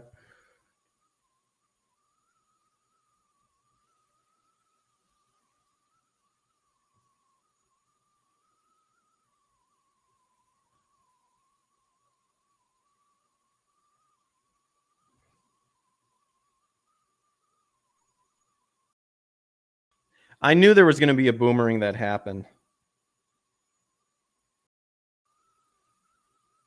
Hopefully Joe will join here in a second. Hey, you back? Yeah, I'm here. Sorry, I told you there was going to be some boomerang happens. I was trying to hide the Indiegogo so that it could bring up your thing again, so I completely fucked that up. Dude, it ain't no thing. Don't worry about it. All right, but do you remember the words of wisdom you were sharing? Because I didn't want people to hear it, and I was making it very dramatic so that when you came back in, it was going to be so golden. Yes. Well, everything about this stuff, too, has a lot to do with business ownership. And while a lot of it will sound nice on paper, it is a lot of work. It is a whole nother thing that you have to invest time, energy, and money into. And it is, as a guy that's owned multiple businesses and found that there's some I absolutely hate and I'll never do again because they're not worth the trouble no matter how much they pay, and others where I do like and I am happy that I did, and it was a good learning experience. If that part of it's not for you, which it's almost not for anybody once they get into the mix of it, try to make connections and network and get to know people that do thrive at it, that can give you some advice when you need it, and or direct you to the places to have other people that can do that stuff for you, even if it's going to cost you some money. Because that part alone can be very overwhelming. When you get to tax season, you want to rip your hair out, So there is a lot of stuff with that you got to keep in mind. You don't want to go throwing up an Indiegogo if you don't have an LLC or a corporation or an S-Corp already in place, because the federal government will look at that money and they'll look at it as personal income. and they will butt fuck you into an eternity. So make sure that you've got something in place, because if you've at least got a corporation or an S corp or an LLC, you are personally protected. Maybe somebody can seize parts of the business. They cannot seize your home. They can't seize your shit. You want to just make sure you're in a position where if you do have issues down the road, or I remember one time with our shop, just a monthly sales tax I paid. One month it just didn't go through right because we did it all through the internet. But from all outer appearances, it looked finalized to me. Mm-hmm. So I moved on with my life and just consistently kept paying from that point on. And then like 5 years later, I get a note saying, this month we estimate that you may have owed like $200 or $300 and you never paid it. Obviously, it wasn't a huge deal. It was remedied with a phone call. But imagine that happening on a large scale. Imagine your business is bringing in these huge numbers, or your IGG does super well, and now you've got someone up your butt over, thousands of dollars, and instead of just a couple hundred. So on the business side too, as frustrating and not fun and boring and terrible as it all really is, just prepare yourself for that and try to do it right in the beginning. Even though it can feel like a bit of a hassle, most of that stuff's really easy to set up. I mean, I think for like $500 or less, you can have like a registry agent service just do almost all that work for you. So all you have to do is sign a sheet of paper at the end and send it to the government and call it a day. So, and weigh out the options of the different types. I went with an S corp. A lot of guys have LLCs. I've had LLCs in the past. I've heard that. Not worth trouble, in my opinion. I want the S corp so I don't have to pay federal taxes on that business. I still have to on my personal, obviously, whatever I pay myself. But there's just advantages to each one that the other doesn't have. A regular corporation can write off company insurances. An S corp cannot. They'll say, here's an advantage over here for this that you don't get for this. Choose your battle. How big's your company? What kind of thing are you running? So take that stuff into consideration. That's all I'll say, is that stuff will shock you when that time comes, and you guys got to really, no matter how creative you are, and it's like, oh, I don't want to promote, or oh, I just want to focus on my thing. That's what we all want. But guess what? That's not reality. And we have to live in reality no matter what our feelings say and what we do, don't want to do and do want to do. Because the people that we're against, the people that are trying to make our lives difficult, get to dictate a lot of reality right now. So the only way you can fight back against them is knowing the rules of what's happening right now and being effective against it. Yes, very good. Something to think about. No, very good point. Very good point, and obviously very helpful advice too. Yeah, I guess I know for me, I was obviously it's the encouragement to know that you can go out there and succeed. But yeah, for sure, you can go out there and you can succeed. But yeah, definitely, don't make sure exactly what you just talked about. Make sure that you're prepared for the thing. Don't miss this golden age. Don't let the difficulties of running your own business dissuade you from still doing it, because we need more people doing it. We need more people actively trying to bring fresh and new and cool entertainment into the world, because right now that's literally the only option we have. And that's the beauty of it too, like going off of what you just said as well, is that you can find people that you can connect with who enjoy that aspect of it too. It's like, hey, I'll do the business side of it. I love there's people who love doing it and they're really good at it, sort of thing. And that's where they're creative. Yeah, exactly. So, and it goes back to what you were saying too, like don't just network with, other fellow like content creators or YouTubers and stuff. Like try to network with the people who know the business side of thing. Yeah, because you would be shocked at how much different you would approach things along the way with just the tiniest amounts of information that just never crosses a person's mind until they're living in that moment. You know what I mean? Like, exactly. It's kind of like you can't really know what raising a child's going to be like until you're raising one. Exactly, yeah. But if you've got some good relatives that can kind of prep you for things that are common traits of all children, even though you're going to run into things because they're all different that no one can prepare you for. Bare minimum, you can go into it a little sharper than you might have been otherwise. Exactly. A lot of people are agreeing with my comment about The Last of Us Part 2 was like what going into like what was so bad. Dude, The Last of Us Part 2, like the side quest revenge story in Ghost of Tsushima was better than the entire revenge story of The Last of Us Part 2. That's all I will say. Man, no video game should ever get to the point of, dear God, am I almost done beating it? I'm just beating this just to say to beat it. When a video game gets to that point, that's not good. But I don't know a lot about The Last of Us Part 2, but just from some of the stuff I watched about it that was about the actual game, it wasn't so much people's opinions. I just felt like I was seeing, hearing, and watching an ugly story. And I don't mean that 100% from like a girl looking too butch. I just felt like this is just an ugly, like there's no tact in this story. Am I wrong about that? You tell me. You know it better than I. No, you're correct. So like violence and rape without a valid reason to make it pull heartstrings. Shit like that. It's just weird. There's people who can explain it more than me. I can tell you this. When I played that game, it was one giant SJW PSA announcement.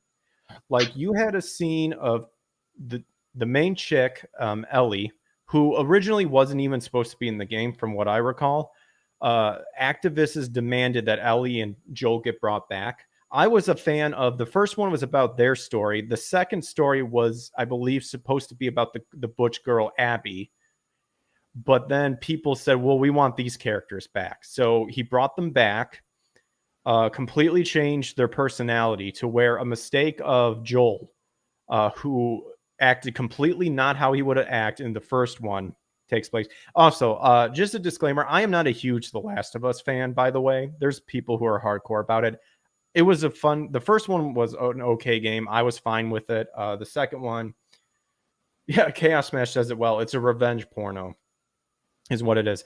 But pretty much like that game did so many things to make you support the butch girl that it was insane. Like, there was like a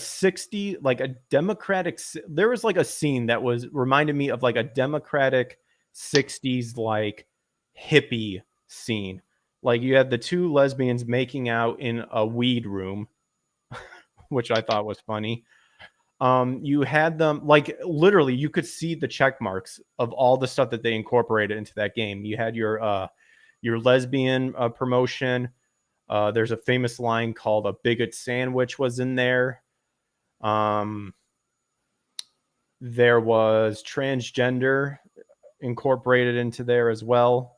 Person conveniently became transgender when she realized that she was a part of a cult that was just going to be to breed babies. So she became transgender at that point. Why do they always try to make out breeding babies as some kind of cult behavior? It's like no, normal people eventually. Well, this was like they were going to be fast forward.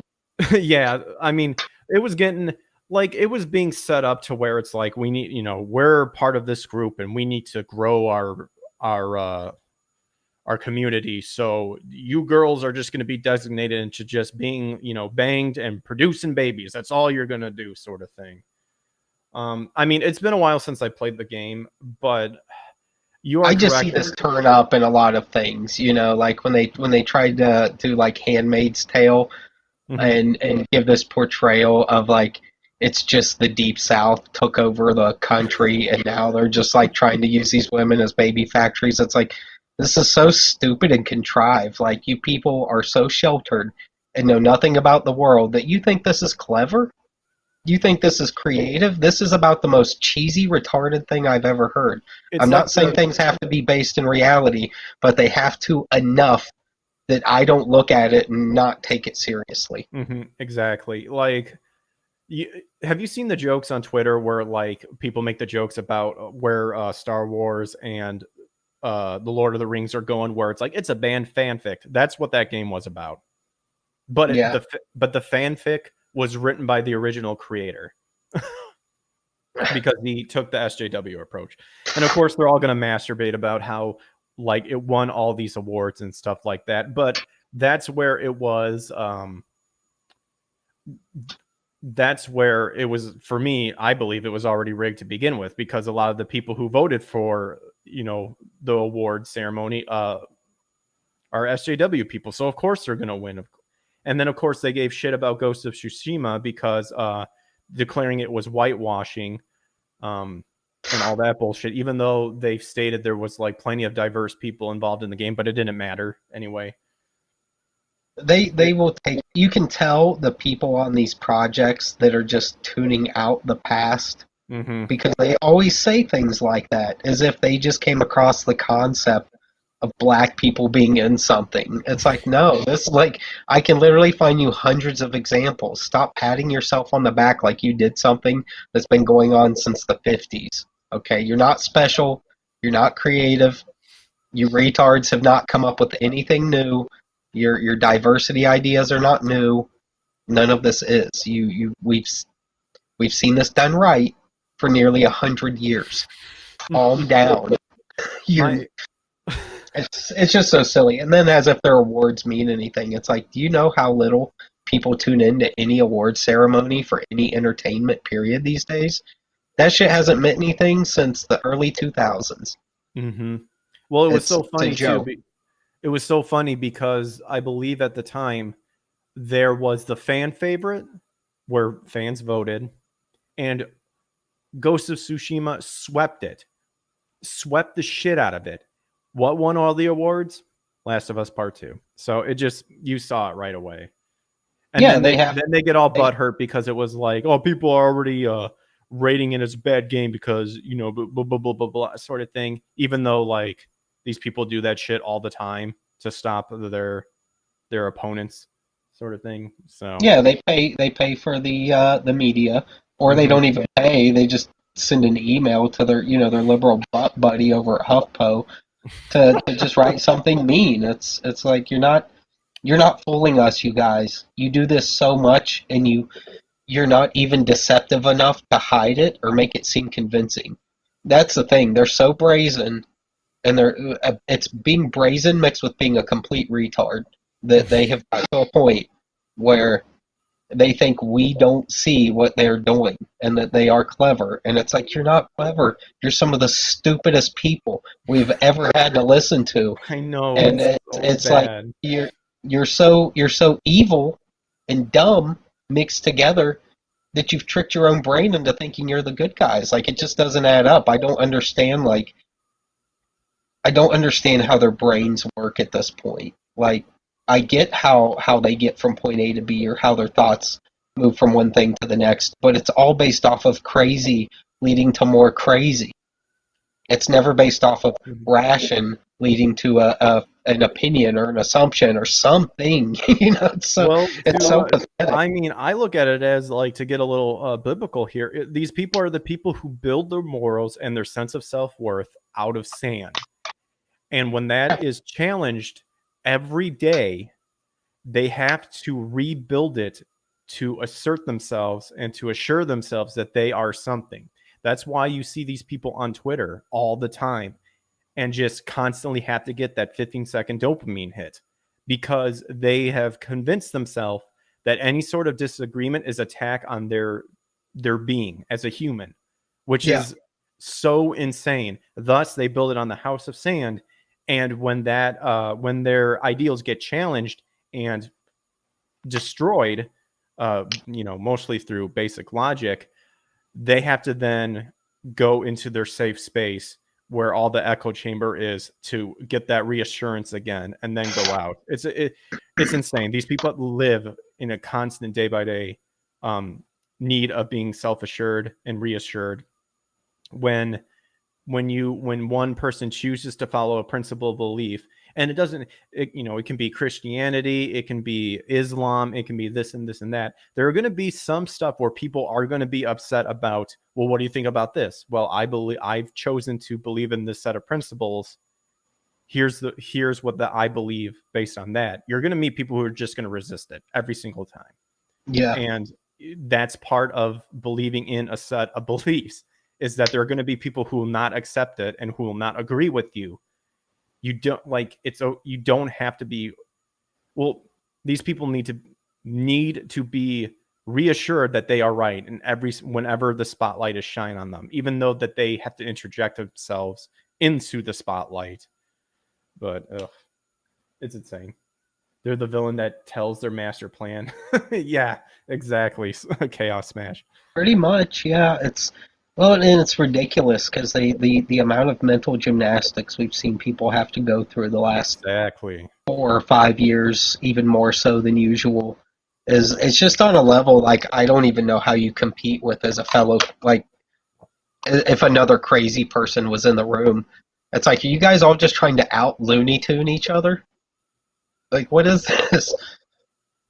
That was actually strange. I wanted to write like a story or like shoot like a short film of when a sociopath and a person with dissociative identity disorder get stuck in the same room and they have to work together to try to get out.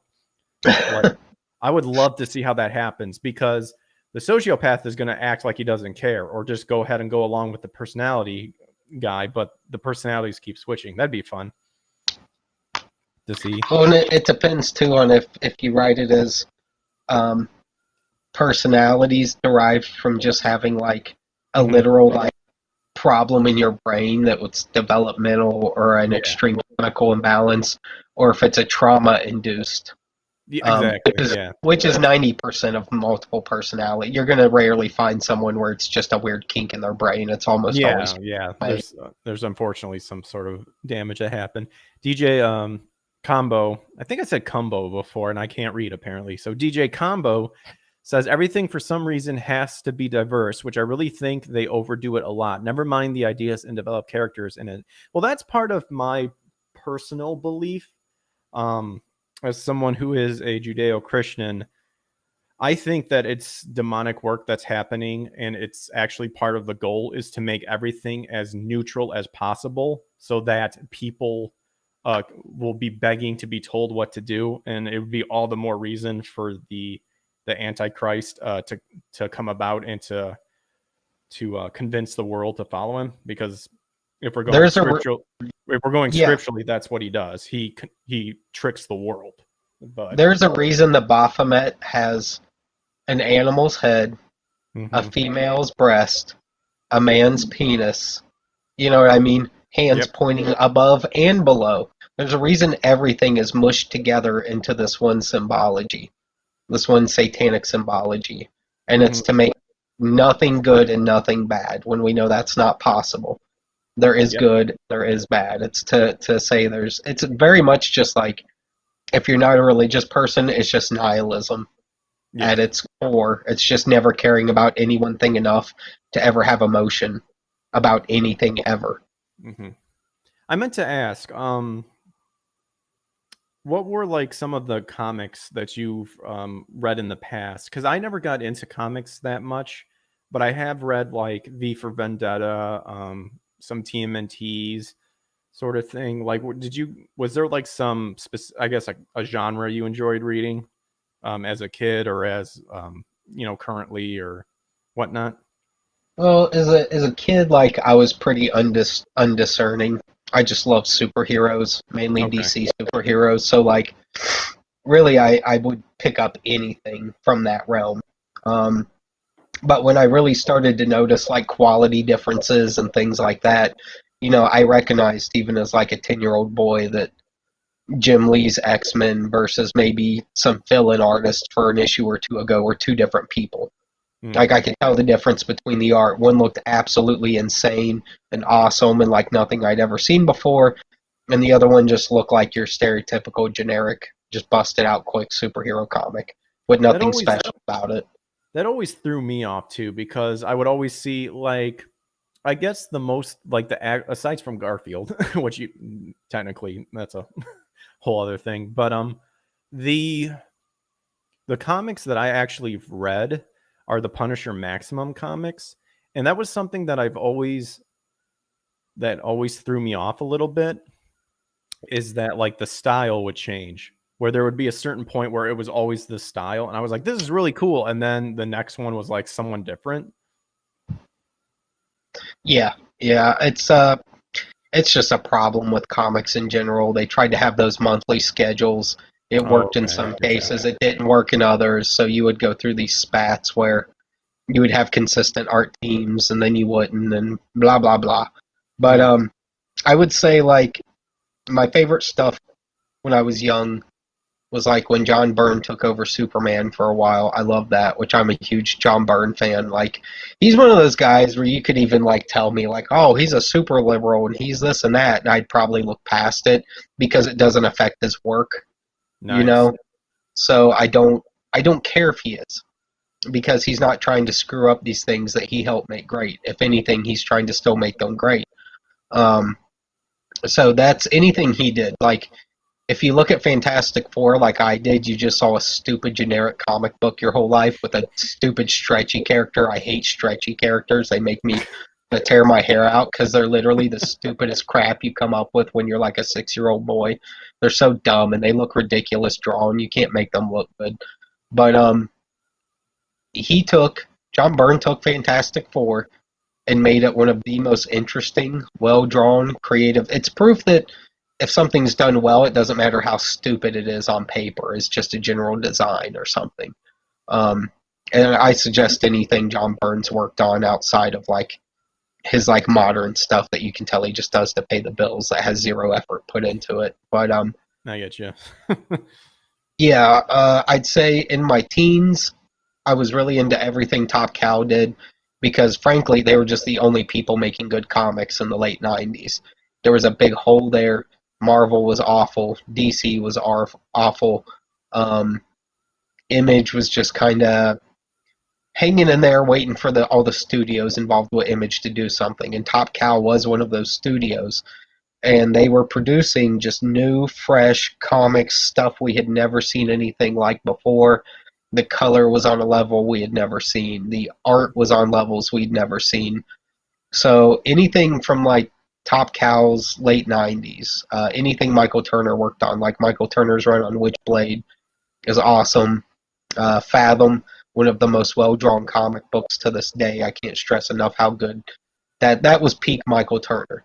After that, he got cancer, he got sick, his work kind of took a dip, but it's excusable because there was nothing he could do except try to keep working. But and then I would say on into my adulthood, like, yeah, I eventually read like V for Vendetta and Watchmen and stuff like that. Mm-hmm. I think I was a little less impressed with it than a lot of other people. Like I thought Watchmen was cool, but trying to make all the superheroes into like just gray area people is not that like hip to me. Like, I liked when Frank Miller did it because I felt like he did it right. Like, his stuff was original and creative. When Alan Moore does it, I'm kind of just bored and unimpressed, but that's me. It's just, I know I'm in the minority on that opinion, so I don't make a big fuss about it. I'm not looking to irritate the super fans. Yeah, whatever. V for Vendetta, and when I first read it, I liked it a lot because I read it during like Bush-era America. But in hindsight, as a 40-year-old man, I don't like it at all, because it's basically saying if you don't like something in the world, you just go blow things up that don't belong to you, and you do to other people what was done to you. You trap them in a tight space. You make them lose their mind enough that you can start warping their mind into what you think they should think and do. I don't appreciate any of that shit as an adult. In fact, it's insulting. So I find nothing redeemable about V for Vendetta in hindsight. Yeah, there's a few creative things. Yeah, there's some cool art. Yeah, the mask is interesting. But the story itself is not the kind of mindset anyone should take seriously. It's the antithesis of being a good person. I don't adhere to any of the ideas. So I'm smart enough to not take it seriously. No, Yeah, he's an anarchist, but he's also a crazy old coot that does black magic and plays with yeah, snakes. I true. mean, He he's is. not a he's not a person to take any life advice from. Most creatives aren't. You see, here's the thing with me. I'm a guy that has a high appreciation for high quality, interesting work, Mhm. interesting artwork, interesting visuals that stick in your brain, and not just because they're gory or gross or you were traumatized by them, but because they're so different that you can't not appreciate the timeless nature of them, which is very much what Berserk was. Yeah, it had a lot of overwhelming themes and gore and stuff that's tough to tackle, but it did all of it just right, so that your brain never walks away from it going, "All I remember is the rape." No, you remember all the interesting events that tipped off for. You remember all the things that led up to it. It's just a lot of people don't always see that, but then they do later when they realize this thing just keeps living on past its lifespan or when you thought it would be popular. And I don't think Alan Moore's work offers people anything to be like inspired by. Where I think there's plenty of other guys out there that maybe use some of the same themes, but did it about 10 million times more effectively, and it builds you up as a human being, even though it's a fictional story. It makes you a better person for reading it and understanding it. So, just me. I won't go on for too long, but that's just kind of how I feel about that stuff. This, this is the section where we analyze Neon Genesis Evangelion. All right, let's do it. So, but first, I would like to showcase this. Okay, so I went ahead and I grabbed I have two clips. Hopefully, YouTube isn't a bunch of fuckers about it and like copyright it. So I do have the subtitles put on in case something weird happens. And YouTube, we're going to be commenting on a show, and it's under fair use. So don't be a bunch of faggots about it. Yeah, So, you jerks. but I wanted to showcase. There's a story behind this. First of all, this is probably one of my proudest things that I have. I have the Platinum Evangelion Oh, beautiful. DVD because there was the steel case version and then the platinum version, and these have all the inserts in it with like all the notes and stuff like that. So I got that. And oh, fuck the Netflix Evangelion version, by the way. It can suck dick. And I've got the rare combo of Death and Rebirth and End of Evangelion DVD set. So that is what we'll be pulling from. I am using the original dubbed version, but again, I also have the subtitles put on too. And so, Joe, Yeah. I was preparing for today, and I go, okay, how do I get the clips that I want to showcase for today? So I have that, and I could have ripped it all. However, I have acquired in my possession someone who was kind enough to get the Blu-ray versions and sync up the original audio. Oh, nice. So I've had that for a while. Here's the thing, is that it's an MKV file, and I spent like, normally I stream around 8 o'clock as well. And I told folks, I'm like, hey, I'm going to be prepping for the show. So come 7 up until 11 at midnight, I, for the life of me, could not figure out how to convert that file with the subtitles into an MP4 for like the longest time. And then I realized that I had screen capturing software on my computer that took me a maximum of half an hour to get everything set up when I wasted like 4 hours trying to figure out how to convert these fuckers. And I was doing like using it through VLC player and all that stuff. I just thought it was funny. I'm like, oh, the things I do for ABA. So, but let us go ahead and dive into Neon Genesis Evangelion's analysis.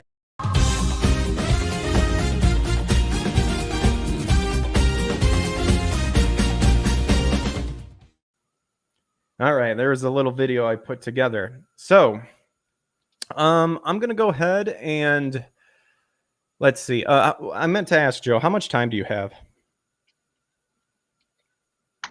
Pretty much whatever you need. Whenever you need. Okay, cool. Yeah. So Hey, you know what? I gotta jump off screen real quick. If I get booted, just know I'll be back in like just a second. Did you want me just to wait? Yeah, give me like 2 minutes, Yeah, sure. Go ahead. just in case. Yeah, sure. Absolutely. All Chaos right. Smith says, "Nice transition." My gosh, I can't talk, and I wanted to be a voice actor. I cannot talk today. Yes, thank you. Chaos says, "Yeah, Susan Waluigi." But yes, we're going to be analyzing some Ava stuff because, like I said, when I met Joe at Anime Matsuri, we really connected with Neon Genesis Evangelion. It's my favorite anime, probably the best anime of all time, I would say. And if you're enjoying the show, please like and subscribe, turn on notifications to get notified when I go online. I try to stream every day around 8 p.m. Central Time. Currently, we are playing the game Scourge Hive, and it's pretty much a Metroid clone. And very frustrated, very annoying, but yet not bad, not bad. But yes, so Joe and I talked a little bit, and we thought it would be cool just to maybe down the road watch an episode and then come back and talk about it. But I think this will be a nice thing to where we will all share together our first like reactions and stuff like that. And when Joe gets back, we'll talk about if we want to like pause the video. I'm here, brother. You go ahead whenever. I just had to do a text real quick, and I just wanted to be sure because I didn't want to get booted and have you think it was something on your end. Well, you know me. Apparently, I just boot people when I want to. Especially look at this guy just kicking people, literally right especially off the when they're about to give like advice about business, running a business and stuff like that. That's when I just start booting people away. So, but yes, Joe is back, and like we were saying, we connected with Neon Genesis Evangelion. I think this is something that people would really enjoy doing. So, Joe, if you ever know people who want to talk Ava, I know some people. I think it'd be awesome to get together and actually just go through everything and just analyze stuff too. Anybody, anytime. It's just one of those things I love so much that I have zero issues talking about it all day, every day, 24 hours a day. Like, I just love it that much. Chaos says, Greg's a piece of shit for kicking people. I know. I am the worst person ever, sort of thing. So the clips we have here today, and you know what? We'll just go ahead and do it. YouTube, once again, we are commenting. It's fair use. I don't care if you're butthurt over the fact that you might hear some audio that might be owned by someone else. We're commenting on it. Get over it. I'm thinking, Joe, that do we want to do it to where if we see something, just say pause and I'll pause it and then we can talk about it, or do we want to watch the whole little bit of the clip, like the whole clip, and then comment on it or go back? What's like the average length of the clip? Well, I've got two, and I mean, I was very little about it. So out of the two clips, one's maybe like a minute, the other one's maybe like 3. Yeah, let's just go ahead and get through the whole thing. I don't think that's so long that we'll forget the basic talking points. So we'll go ahead and we'll watch the 2 clips. They're both from episode 1. I went ahead and I just cut out stuff that I think would have some good stuff to talk about. Obviously, spoilers to everybody who may have not seen it yet. But here we go. We'll go ahead and we will showcase. Let's see here. Where is the one? Oh, I gotta scroll up. So here is scene 1. Let's bring it up on screen and we will begin. And let me know if you guys can hear the audio.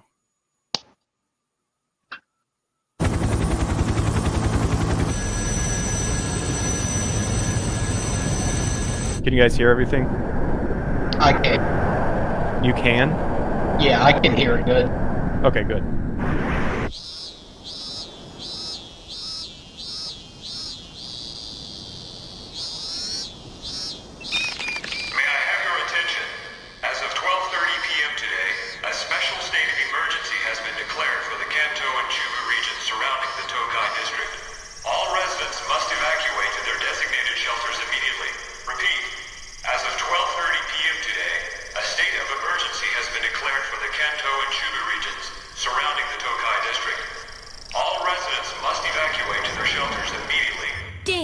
Why did I have to lose him at a time like this? Why now? We're sorry. Due to the state of special emergency, no lines are currently available. This is a recording. It's no use. This is dumb. I shouldn't have come here. I guess we won't be meeting here. Maybe I should find a shelter. Huh?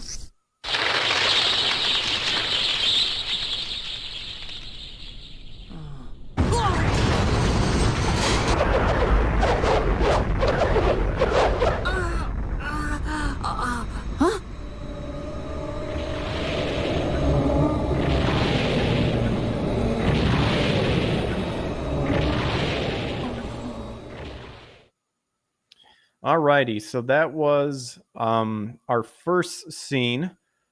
Maybe So- we should just talk about, the first scene, and then we'll do the second one, because I can already think of like 100 things. Just Yeah, from this. same here. So can I skip through this pretty easily? We'll try to see. So right away we're introduced. Joe, you can go ahead and go first if you want to. That's fine. Okay, right out the gate, you have the tone setting of hearing helicopter blades over water.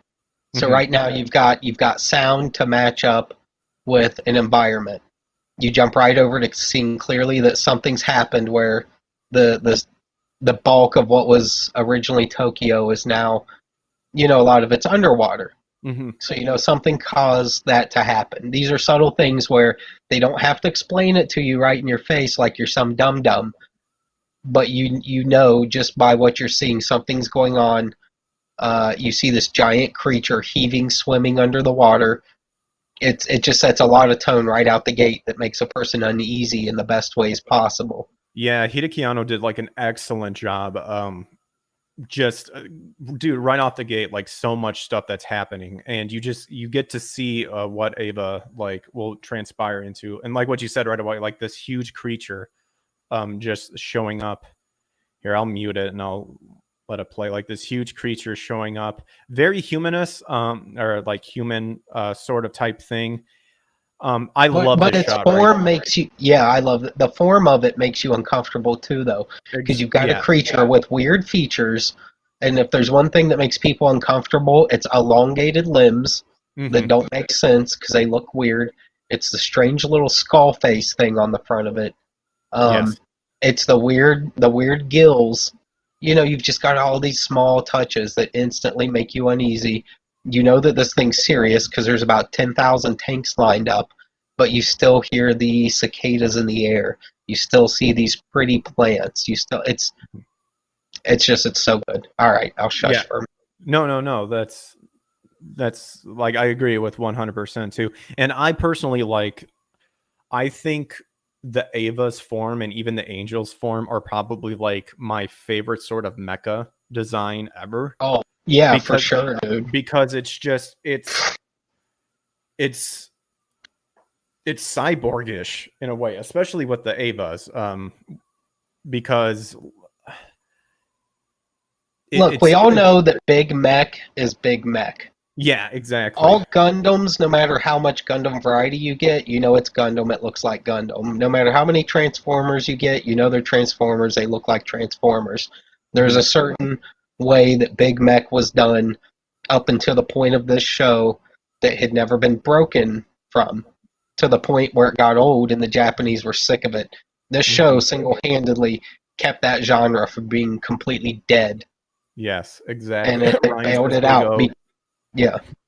It was so much different. It was so much better. So yeah, I agree. I still consider the Avas easily like up there with some of my most favorite designs for mech or anything in between. And 90% of that is it was different and it was sleek and it was strange and it was weird and it was organic inside. When you realize that, when you first realize these things are organic inside, and you see that first blood leak from one of them, or you see Ava Unit 1 in this episode get zapped through the head and that blood spray.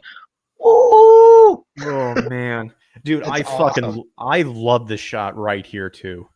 Yeah, dude, it's cinematography at its best. You've got a sweet little seagull just relaxed, just watching this stuff play out, sitting on the end of a tank's gun. Exactly, yeah, and it's like you said, it's giving you enough information on how like little it's providing it. Like all we see here are tanks on the street, but just all of this water and all of these broken buildings and stuff. So you know right away something catastrophic has happened. What exactly has happened, we don't know. But then they showcase and oh man, I am bad with the angel's name because each angel has a name. Well, hang on, I got the guidebooks right here. Give me a sec. I was gonna say I actually can pull out my stuff as well. So, oh wait, it's backwards. I grabbed number 8.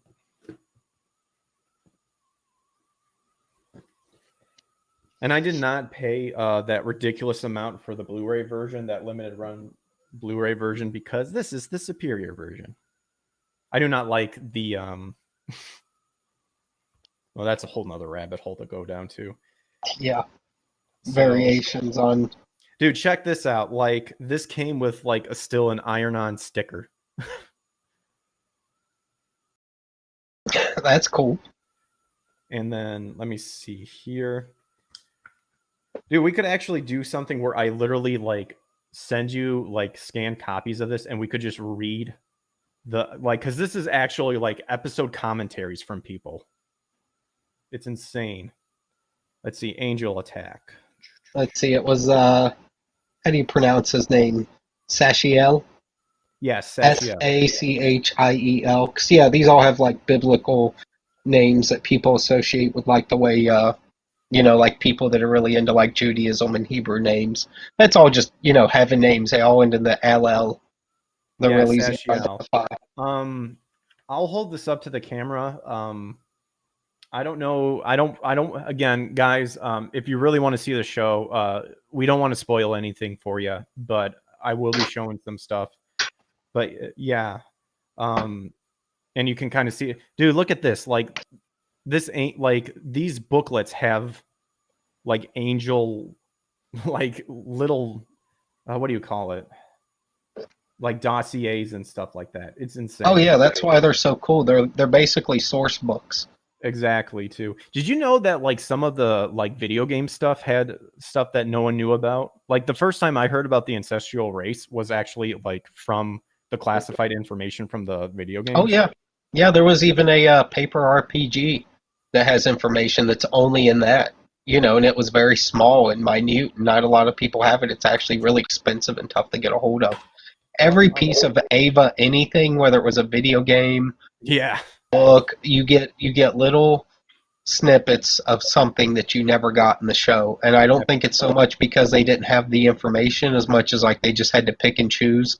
Mm-hmm. Or got a creative idea later and you just had to work it in when you could. I guess I should have kept this out for sure. Yeah.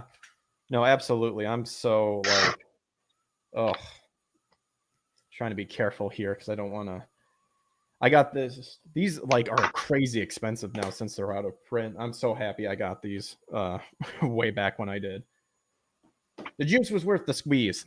Okay, so dude, love this shot right here. We'll go ahead and I'll just play a little bit more. So as you can see right here, we've got like, again, showcasing that we see that something very desolate happened that just destroyed everything. We get a little glimpse of the subway cars right here. Well, and you get the feel that Tokyo's still Tokyo. Exactly. Even though it's new, this still looks exactly like Tokyo looked in 1994 or 5 when this was in production. There's an awesome, I don't want to jump too far ahead just in case we miss anything. So we get revealed Shinji. And all the lines are currently unavailable too. The second clip, definitely with the subtitles, have some awesome wording that I think has more, some more impact on it. But the English translate, a lot of people give the original English dubbing crap, but they did their due diligence in looking into it to try to make an accurate translation as possible. And of course, that's part of the lie of the new Netflix version. is that people are going to try to say that that version is the more accurate and superior version, which I don't think so at all. Mainly because of a very important scene at the end involving another person in Shinji. The line gets changed, but of course, they're commenting on something else, which tells me that they know nothing about the story, because what they comment on is, well, Dude, they couldn't even get tone right. There's scenes where people are getting brutalized, and in the Japanese version, you hear people screaming as if they're getting brutalized. In the American version, you just hear a, eh. It's like, really? People are getting burned up with a flamethrower, well, and you just I'm have talking barely about a sound. another pilot that shows up, but we'll Oh, cross okay. that. We'll cross that bridge Yeah. when we get there. I can go So- down these rabbit holes. It's a problem for me, so yeah. Oh, dude, I don't care. Like, I don't. We could go. I'm actually surprised this stream didn't turn into just to an all Ava talk sort of thing. So I'm super. It will next time. We'll just be like, let's just get to the Ava. Yeah, for sure. There's a scene right here. Okay, I love this right here. Let me get the text flashes really quickly, but they did. There it is. Shit, it's gonna be really hard, but they did translate. Oh, here it is. I got it. To Shinji, I'll be coming to get you. So wait for me. Attention here, please. It's clever and it's funny. Yeah, clever and funny. A little risque, but you know there's nothing wrong with this. She's kind of slutty though, so it all adds up. I know, But but again, there's nothing wrong with it. The shot coming, and I wanted to keep this in here too because I wanted to show it. So he's going to the shelter. Obviously, something really big right here. Yep. Boom. The disappearance. Who was that person? And the more we talk about Ava, the more that sort of thing. But what was your first take, Joe, when you kind of saw that's Rei, for people who won't know? To the folks at home, that's Rei Ayanami. What was your first take when you first kind of saw that quick flicker, someone standing there, birds flap away to get Shinji's attention, but like for like a second, maybe even a millisecond, and then he goes back and then boom, gone, sort of thing. I mean, obviously, when you're first watching it, you don't know the difference of why that's relevant. So my brain just thought, I'll find out later. Like, clearly that was some kind of, like, little snippet of foreshadowing, or maybe that character's supernatural. Like, I just didn't know what to think yet. Now, in hindsight, it means tons of things to me. I don't know how far you want me to go, but, like, I'll just say this. I'll stay a little vague, so it's not completely spoiler. The importance of mothers and fathers are a huge part of this story. And it's part of what makes it a great story. And once you know more about Shinji's mother, that little blippet will break your heart even more, because it's kind of foreshadowing something that he knows. Well, he doesn't know, but that will matter more in the future. And actually, we were talking about, I mentioned to this with you at Anime Matsuri, this part of the thing is kind of like what my friend and I came up with our theory, with the looping theory that I kind of explained to you a little bit too, because it just fits so well. And that's the great thing about Ava, is there's a lot of theories, although you can kind of find out which ones are a little far-fetched and can be disproven just from the show and additional stuff too. But that's a wonderful thing about Ava too, is that you can find all this stuff that can have actual like meaning behind it and stuff, and still find something new. I mean, it's even hard for me to formulate what I'm trying to say. Like this show affects in one way, shape, or another the current anime of today. This is how impactful this show is. I'll just say that. Yeah, it's special. It's special. And when I say special, don't take that lightly, because there's not many things I call special. Yes. Oh, so Chaos Smash says that you have a wonderful voice for ASMR, so you definitely got to get on that one. We'll see what happens. We'll see what happens. This shot right here, I don't know why I love it, but I love the sound of the wires fraying.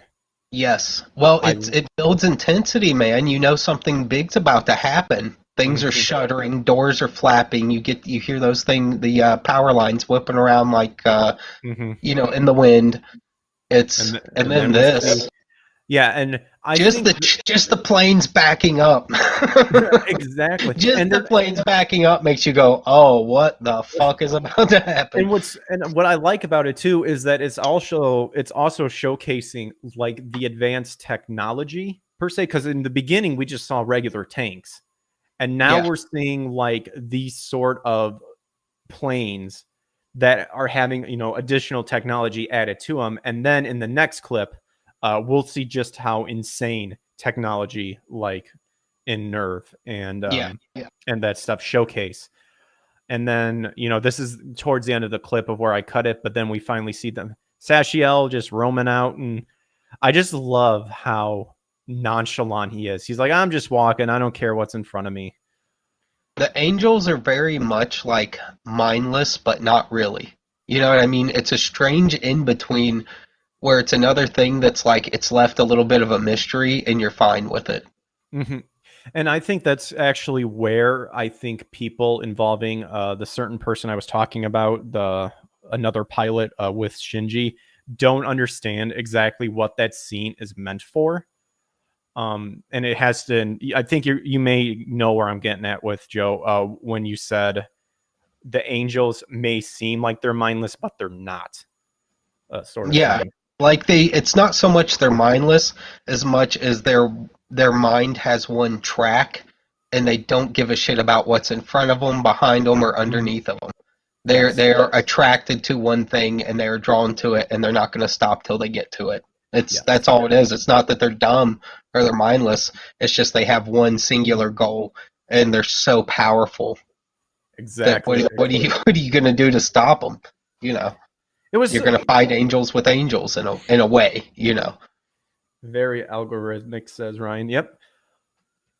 Guys, you don't understand how hard it was for me just not to slap the whole episode up here and just watch it. That first episode, man, it's one of the funnest to watch. Like, you just get the feel as soon as you turn it on. Like, the clips I have, I feel don't even do justice because, I mean, again, you got to watch the whole episode. But I had to make a decision. And who knows, maybe if, heaven forbid, something happens to my channel, but if something works out to where we can actually watch the whole scene and get it to where YouTube or the whole episodes and YouTube aren't a bunch of assholes about it and don't flag it, then we can do that. But for now, we're trying to play it safe. But I'm going to go ahead and bring up scene 2 here, and I there's so much stuff in this scene that captures a bunch of stuff. So let's go ahead. And imagine Shinji's shock there. We get to see his face at the end. He is seeing the same thing for the first time as the viewer. Ryan says locals. I know for me, I've been looking into getting in locals, and I know Nick is trying to get them to fix their streaming services because, man, if they can build their system to be streaming like YouTube, I jump over there in a heartbeat.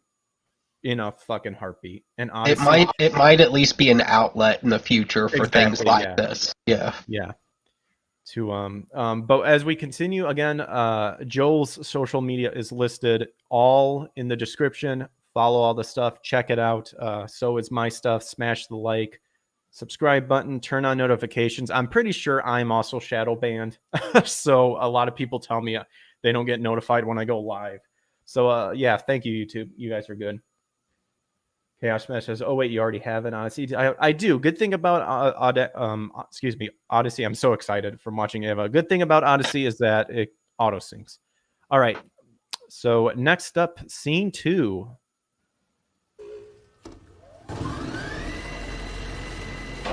Their first meeting in 3 years. Sir? It looks like the target's starting to move again. I see. Let's go to battle stations. Level 1. Battle station, level 1. Prepare There for we ground go. level It intercept. sounds pretty serious. So how's Unit 1 coming? It's currently undergoing refrigeration using the B-type equipment. Does it really work? It's never worked before, has it? The possibility of activation is 0.00000000001%. Around here, we just call it the O9 system. Does that mean it doesn't work? Don't be insulting. It's 09, as in Oni, a Japanese devil. Well, anyway, I suppose it's a bit late to be saying sorry it doesn't work.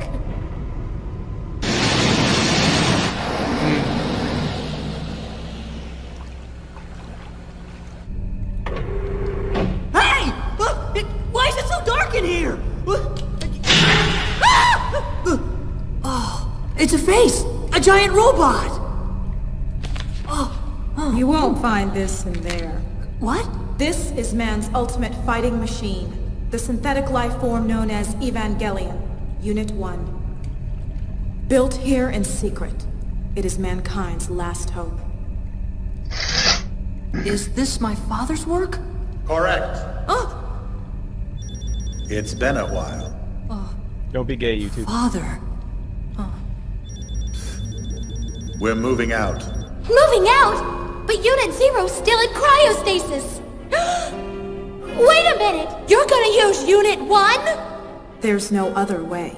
Now wait! Ray can't do it yet, Oh, can fuck. she? We don't have a...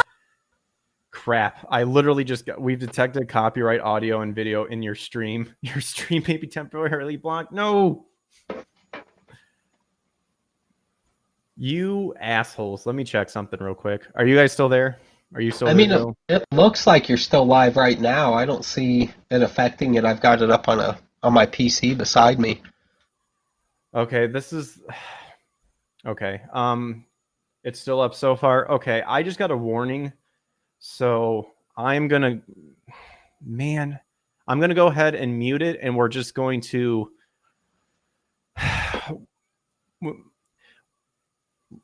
Okay, let's just go ahead and start it over, and I'm going to mute it, and we'll just pause, and then we'll talk about stuff too, because I don't want to risk the stream shutting down. Sorry, guys. Yeah. Okay, so right away, my favorite, that symbol of the hand as they're going up the escalator behind Shinji, very powerful, very foreshadowing.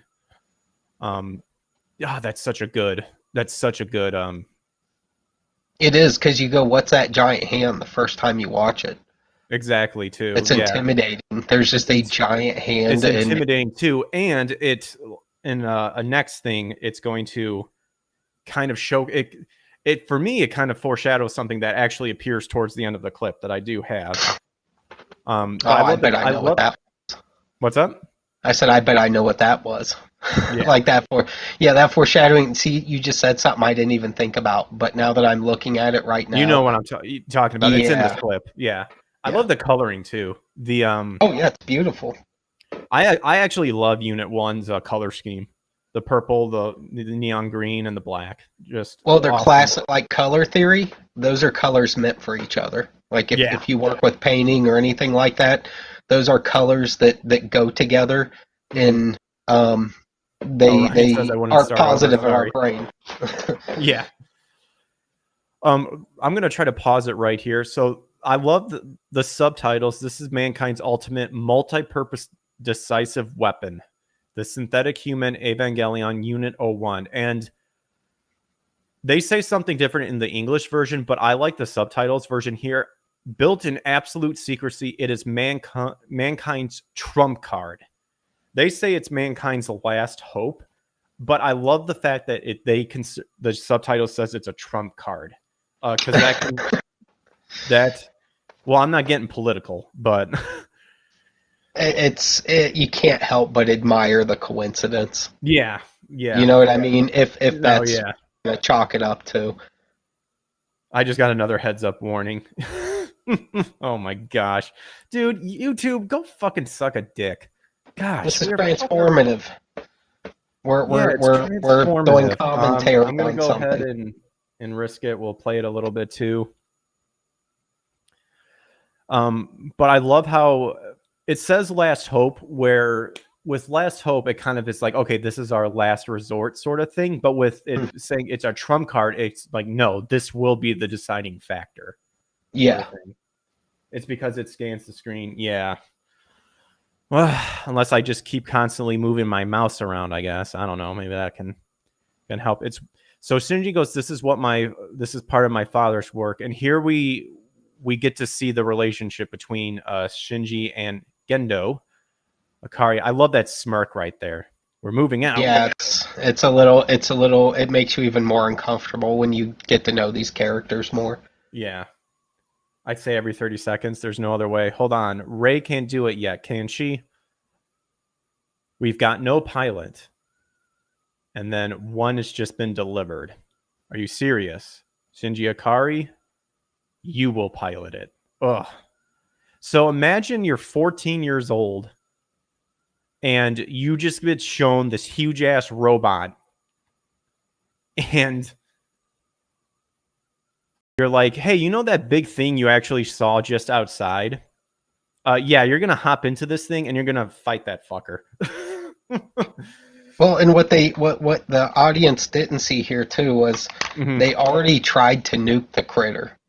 And Shinji got to see this thing get nuked and it do nothing to it. So imagine your fear now that you know that the government just dropped it. You can imagine me being frustrated that, one, I couldn't show that. Two, my theory was correct and YouTube is like, copyright. I don't care if it gets a copyright claim. I care when it gets fucking blocked worldwide because that's fucking horseshit. And I said horseshit, not horseshit. All right. So if you guys can see the subtitles right here, it says, but even Rei Ayanami took 7 months to synchronize with her Eva. So there's some sort of, the audience gets shown that in order to pilot this thing, like there needs to be a sync ratio that happens. And apparently it takes a while for us to, for pilots to get in and operate it. And we kind of learn right away as well that, one might ask, well, why isn't an adult getting into the Eva? And that's something that gets revealed later on. Yeah. We have someone who has a chance at synchronizing with an Eva, then we've got to risk it. You do understand that, don't you, Captain Katsuragi? Yes, ma'am. Why did you send for me? You know why I sent for you. So, you're asking me to take this thing and go out there and fight? Correct. I enjoy Ryan's comment. In these few clips, I have seen all the inspiration for Pacific Rim.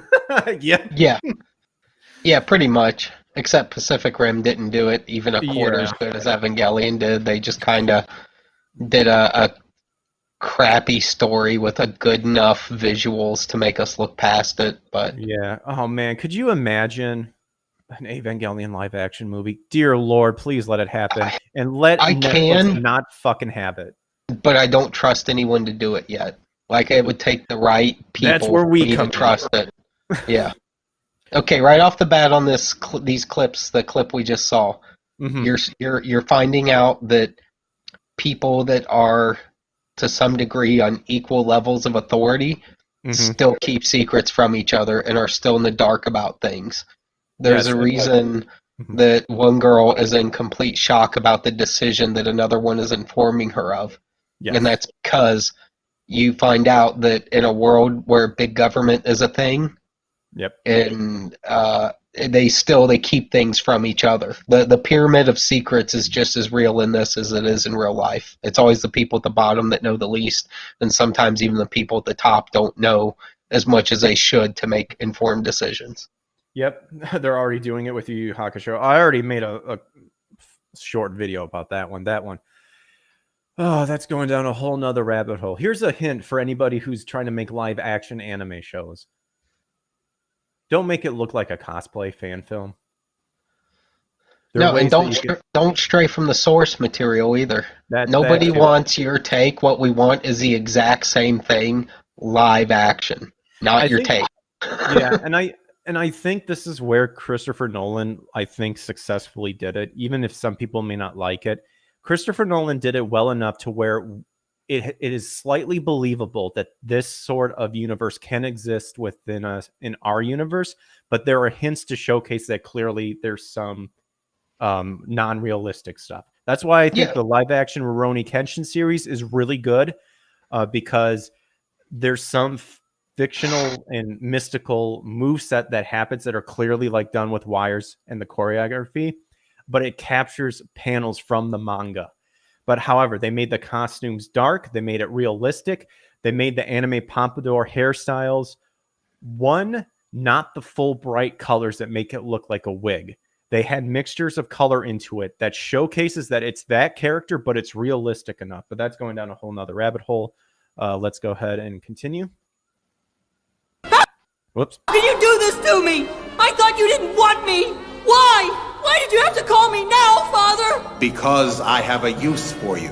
So big reveal right there. But why? Why me? Because there is no one else who can. No, I can't! I've never even seen anything like this before. There's no way I can do this! You will be instructed. But still, there's no way! I can't pilot that thing! If you're going to do it now. If not, then leave. Ooh.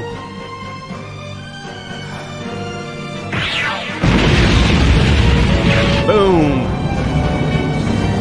Oh man. So right there, you're getting a real taste of father and son, and how he's looked at by his dad. Yes.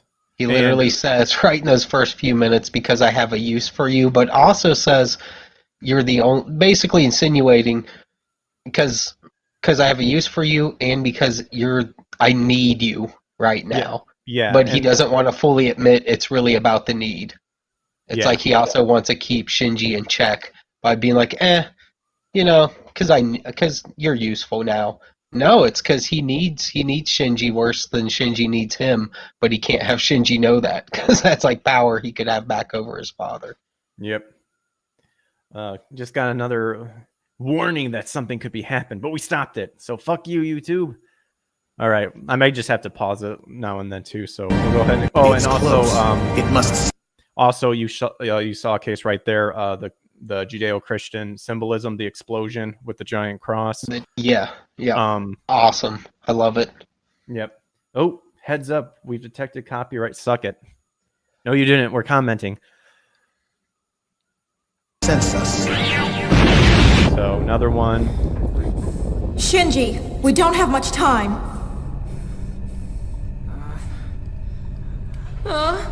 Get inside. So, man.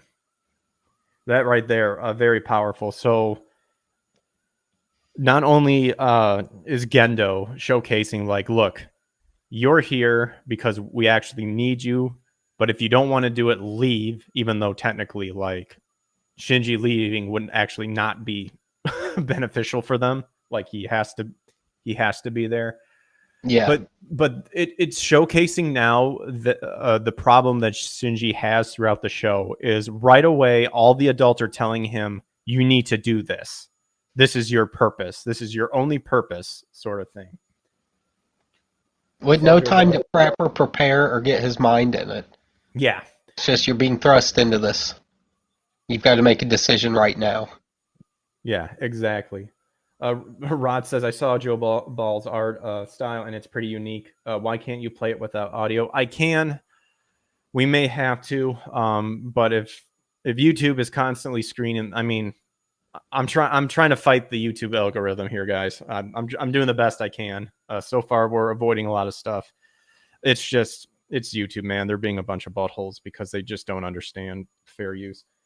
And Ryan says, and the one person that was on your defense just turned immediately. So This is all wrong. I came all this way. So I think the subtitles actually shows it a bit more correct in the sense of showcasing how Shinji feels. Obviously, they're trying to fit the mouth flap, but no, I didn't come for this. This isn't fair. So that kind of is showcasing a hint of Shinji's mindset throughout the show.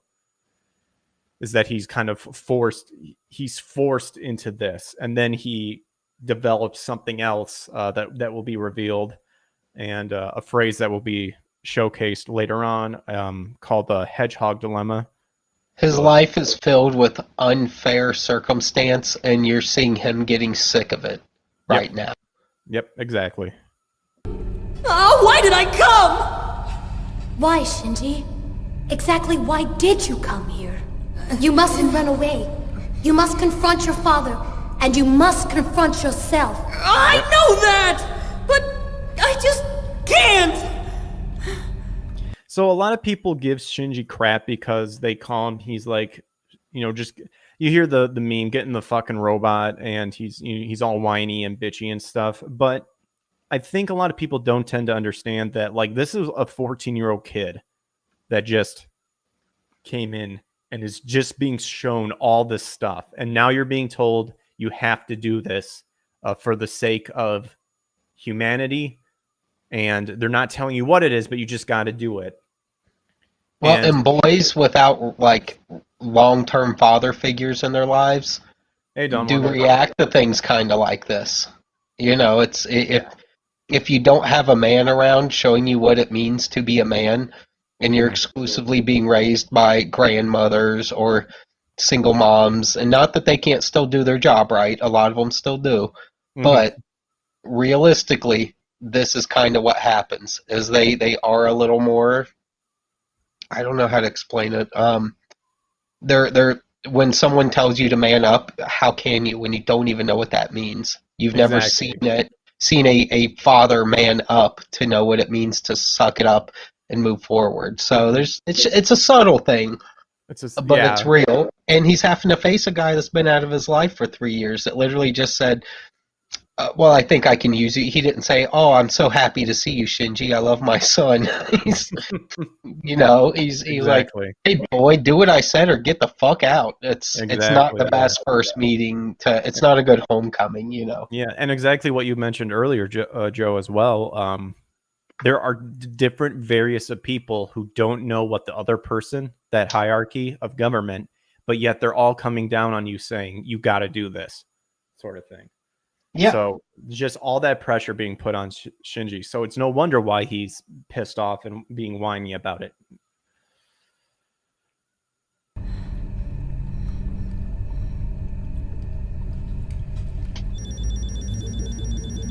Fuyutsuki! Sir. Wake up Rei.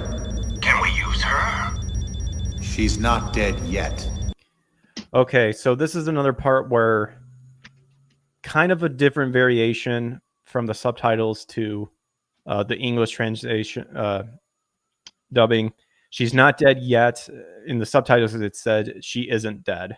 So different wording can pretty much leads the same, but I think it still kind of showcases a little bit, have a little bit of a difference. Rei, especially when you know our spare is unusable. You will do it again. Yes, sir. Reconfigure Unit 1 system for Rei, then activate. Roger. Calling off current program and beginning activation. I knew it. I'm not needed after all.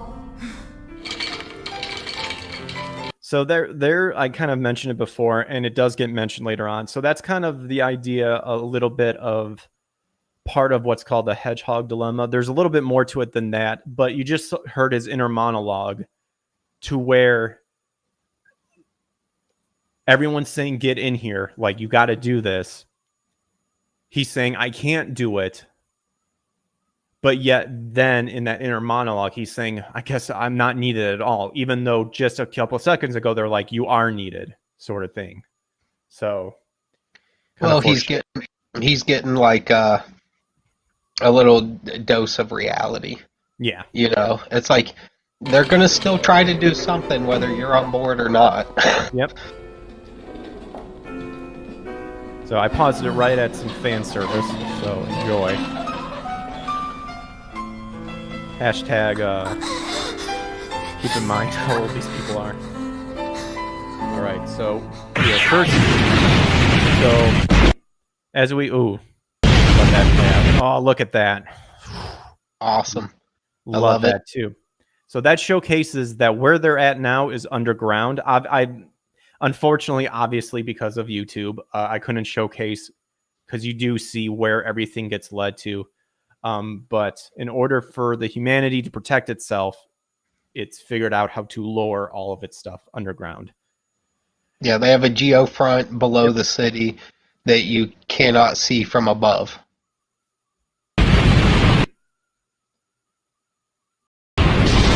So, and then we saw in that brief clip that the girl that we saw is now right there. They are in Ami. Oh, and here we go. And boom! And look at that smirk. Oh my gosh. The Ava activated itself! It ripped right out of the right arm restraint! No! That's not possible! The entry plug wasn't even inserted! That just can't happen! So there's the foreshadowing I was talking about when we saw them going up the, not an escalator, but some sort of platform that was raising them up, even though they're going down further. But the hand shadowing. So I just realized that for the first time, like when I was preparing those clips, I was like, holy crap. Like, oh my gosh. I didn't even think about that.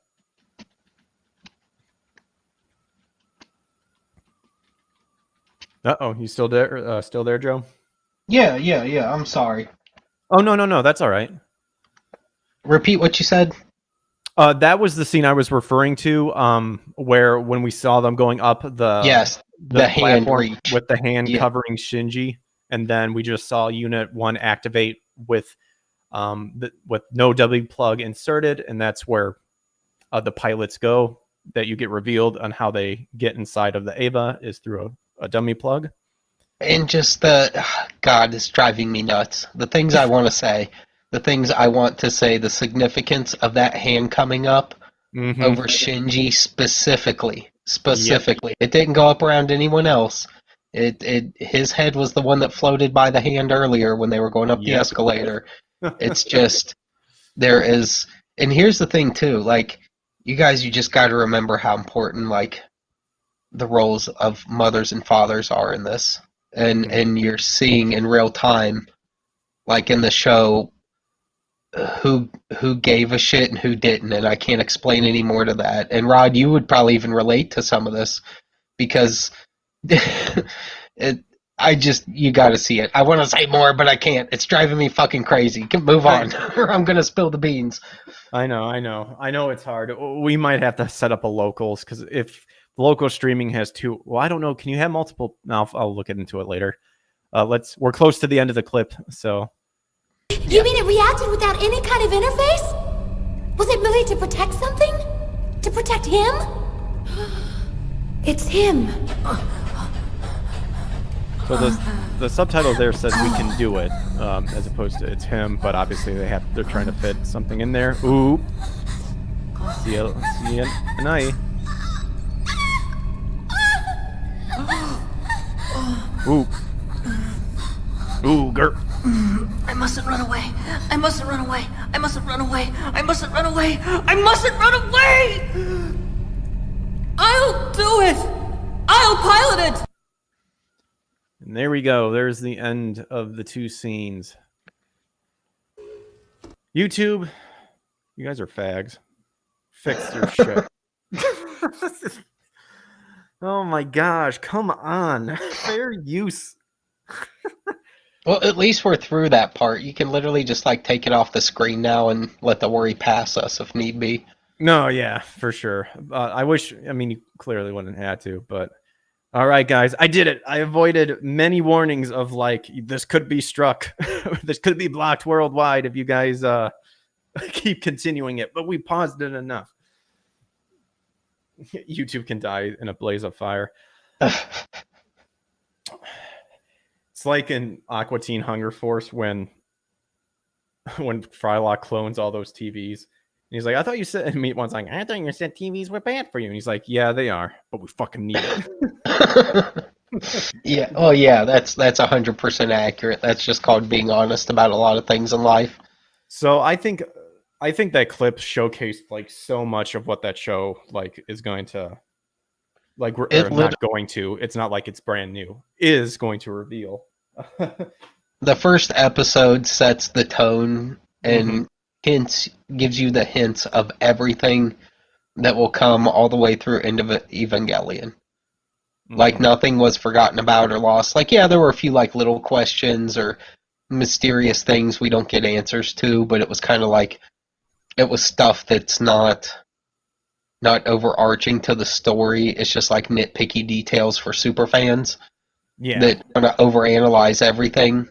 But, yeah, I just, man, the tone of that first episode and the things it sets you up for, it's just amazing.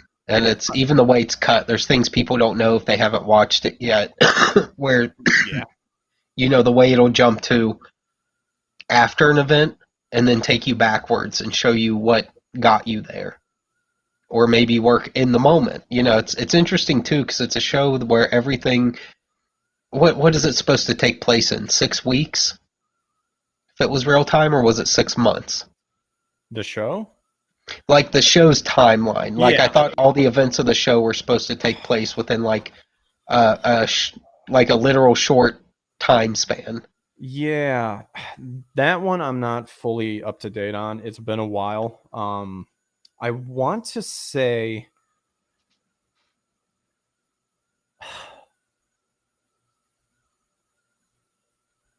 I almost want to say some months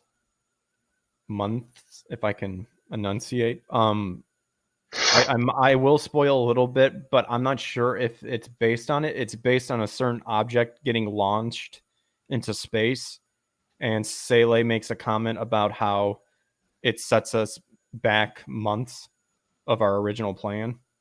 Yeah. But then again, that doesn't necessarily mean that all the stuff that takes place happens like month wise, that it could still happen. That's a good question. That one I'm not sure of. I'll look again. It's one of those things where once you get mixed up in so many Evangelion factoids, you start to lose track of like what's actually in the show and what's just like fan theories based off of things that happen in the show but seem legitimate. You know, like the whole what if World War II turned out different? Just because you see the world relationship seems like Japan and Germany are kind of like the power players of the planet. Little things like that make you go, well, I guess that's a possibility. And you start to think that's really part of the lore, even though it's never been stated specifically. That's one of the things one way or the other. It's one of the things I always found funny, because there's like old YouTubes of Ava Talk and whatnot. And I remember one of the things that was always argued about was the pronunciation of things. Because technically, nerve is a German word, if I'm not mistaken, and technically, people are like, it's technically supposed to be pronounced "narf" like that or something like that. And I'm just like, well, the Japanese pronounced it "nerve," so that's what they were thinking of when they said it and when Hidekiano wrote it. So, like, get over that idea. That's one of the things that drives me most crazy about the Netflix version. Is every time they say nerve wrong. Plus, I mean, if you think of what a nerve is in our body, something that tells us we're feeling pain or this or that on a physical level, it makes it even cooler. Yeah. Like, why would you take away from such a genius wording for a government operation? Like, I just don't get why you would want to change it. Calling it nerve, seeing what it is, the symbol's just a logo for the place itself.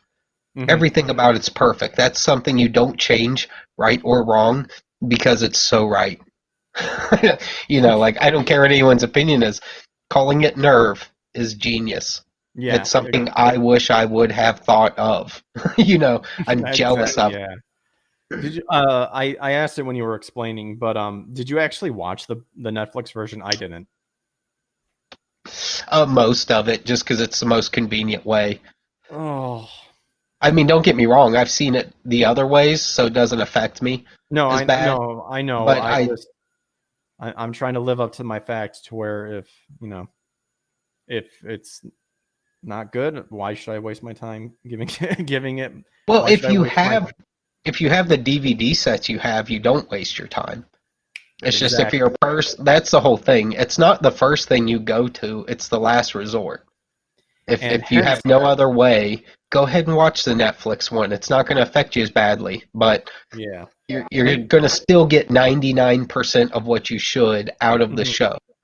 But if you have the DVDs, if you have access to that stuff, you want to go with that first because you're going to get the best wording on things, the best translation on things, and translation is tough because We're still here. Oh, good. a lot of the ways the Japanese phrase things are hard for us to translate because it's stuff that makes sense to them that wouldn't to us if you put it in literal words. So you have to say, how do I get the same meaning that they had, but in English, not so much the same literal words in English. Yeah, and I think that's where, I mean, that's going into like the current anime voiceover industry is they're not caring about like this, like anime is part of Japanese culture, and it's one thing to try to share it with the rest of the world by having as close of an accurate translation as possible while maintaining an English way of explaining it without losing its meaning, than to what they're doing and inserting a bunch of this bullshit into it with like patriarchy, like with lines of patriarchy or, you know, all the SJW shit, which is it's stuff that has absolutely nothing to do with what's happening or going on. Yeah, it's a shit way of it's a terrible way of westernizing it. Because I think you can westernize it to a certain extent while still respecting the Japanese way of doing it. But these people are trying to say that their ideology how anime was all this time. It's a fucking lie. Well, it's definitely a lie, and they know most people don't have the access or the know-how to know the difference. It's all deceitful from the ground up. Yeah, and because they're in the industry, we know what's bad. It's like, no, I could go and ask, if down the road I get fans who are in Japan or, live in Japan and understand the culture enough, and I ask them, is this the correct way? I guarantee you they'll be like, no, or like, I don't get why it did that. Doesn't make sense. Ugh. No, I was actually talking to Blaine from Blaine's Escape Corner YouTube show. Oh, he just followed me on Twitter, I believe. Yeah, he's a good dude. I love Blaine, but he was trying to kind of help me understand more about this because I was explaining to him that I had ran death pages through some people that were Japanese, and because I wanted their perspective, and I kept getting very mid-tier reactions, like, you're okay, but you would just be kind of right below mid in our country, like you wouldn't really hold up that well. And it was always a little crushing because those are the people I seek approval from more than anyone else. And I know that some people would say like, oh no, you should care what everyone thinks. I'm sorry, the Japanese have made me creatively 99% of what I am. I want them to love my work. I want to know what it's going to take to make them love my work that's not going to affect it in a negative way. So he said, look, translation's 99% of the problem usually. So he's like, let me get a hold of some contacts, see what we can do, and get some people that can give you a real translation that will speak to a Japanese person. That's awesome. And that could be your biggest plus. He's like, maybe say something that there's a scene with an ocean in it, because he knows I use water a lot. I love water artistically and as just symbolically, because it plays into so much of everything that we know of, the fabric of what we're made of. And he said, you may want to replace certain lines where you make some kind of artsy statement about that person's mood being like the water, where it doesn't affect your story or what they're trying to say. You just try to relate it in a way that a Japanese person would appreciate. And I was like, okay, that kind of makes sense to me. I get where you're coming from on that. That's cool. But I've actually, you'd be surprised, I've had some editors over there look at some of my work, because I know a fella that like he writes under a Japanese name over there, and even though he's a fat American white guy, and he's like, so I took your portfolio over to the editors, and they kind of him-hawed and said, you know what, send him in, we'll find something for him to do. And he said the guy lives in the United States, and he said they just laughed and threw your portfolio right in the trash can. And I was like, oh, they didn't really like it. They were just doing you a favor. He's like, yeah. I was like, oh, damn. Well, we'll try again next time. I guess I'll have to be in town next time.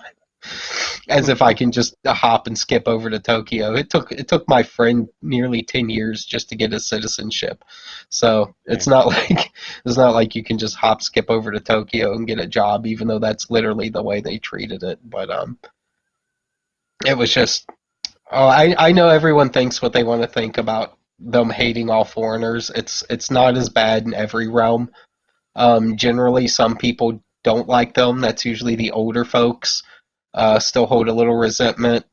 The modern age people are kind of used to foreigners at this point. They see enough of them. As long as you don't act like a drunk American, most people are going to still treat you relatively decent. And you have to understand the things they're shy and odd about, that it's not them being rude. It's them being like, I'd rather not speak English to you at all than embarrass myself trying to do it. It's like, yeah, they could. Yeah, they'd be fine, but they're self-conscious at a higher level than most Americans can imagine, because we're blatantly ridiculous sometimes and just don't understand cultural differences. But not to mention, like, money talks as well. Like, I think, especially with Crunchyroll and Funimation and all their asshole voice actors running their mouths online, after a while, like, the money will talk to where it's like, hey, we're tired of people not buying this stuff because your voice actors are running their mouths and trying to, belittle people who don't agree with them and saying that they can't be a part of it, sort of thing. Like that stuff talks a lot too. So yeah.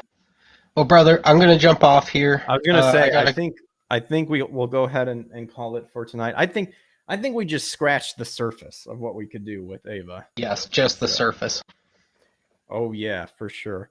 But yeah, Joe, great talking to you again. I'm so glad you were able to come on the show. Just cool dude when I met you. I'm glad that, dude, Evangelion, it connects people, man. It does. It's a great show. It's a great themes. It'll open your mind. It'll open your mind. In the best ways possible, not the worst ways. Yep. Chaos says, well, it was nice seeing you, loser nerds. But yes, before Joe goes, again, all of his social media is listed in the description. Check out his Indiegogo. Look up Death. If you feel like you want to support, go ahead and support. There's tons of different tiers, so you can pick whichever one you want, whatever looks enticing to you. Go ahead and do it. Follow him on Twitter. I believe you have some Etsy shops as well. And is there anything else in the works that you want to promote before you head out? Or not right now. We'll see maybe next time. But yeah, for now, just check out my death book. And and if you're interested, go ahead and back it. If you're not, that's fine too. Awesome. And of course, smash that like button, hit that subscribe button, and turn on that bell to get notified, maybe, if I come online. I don't know. I'm probably shadow banned because YouTube hates me. But yeah, well, with that, I will go ahead and sign out. So thanks again, you guys, for stopping by, and I will catch you guys on the flip side. Till then, adios. Later, dudes.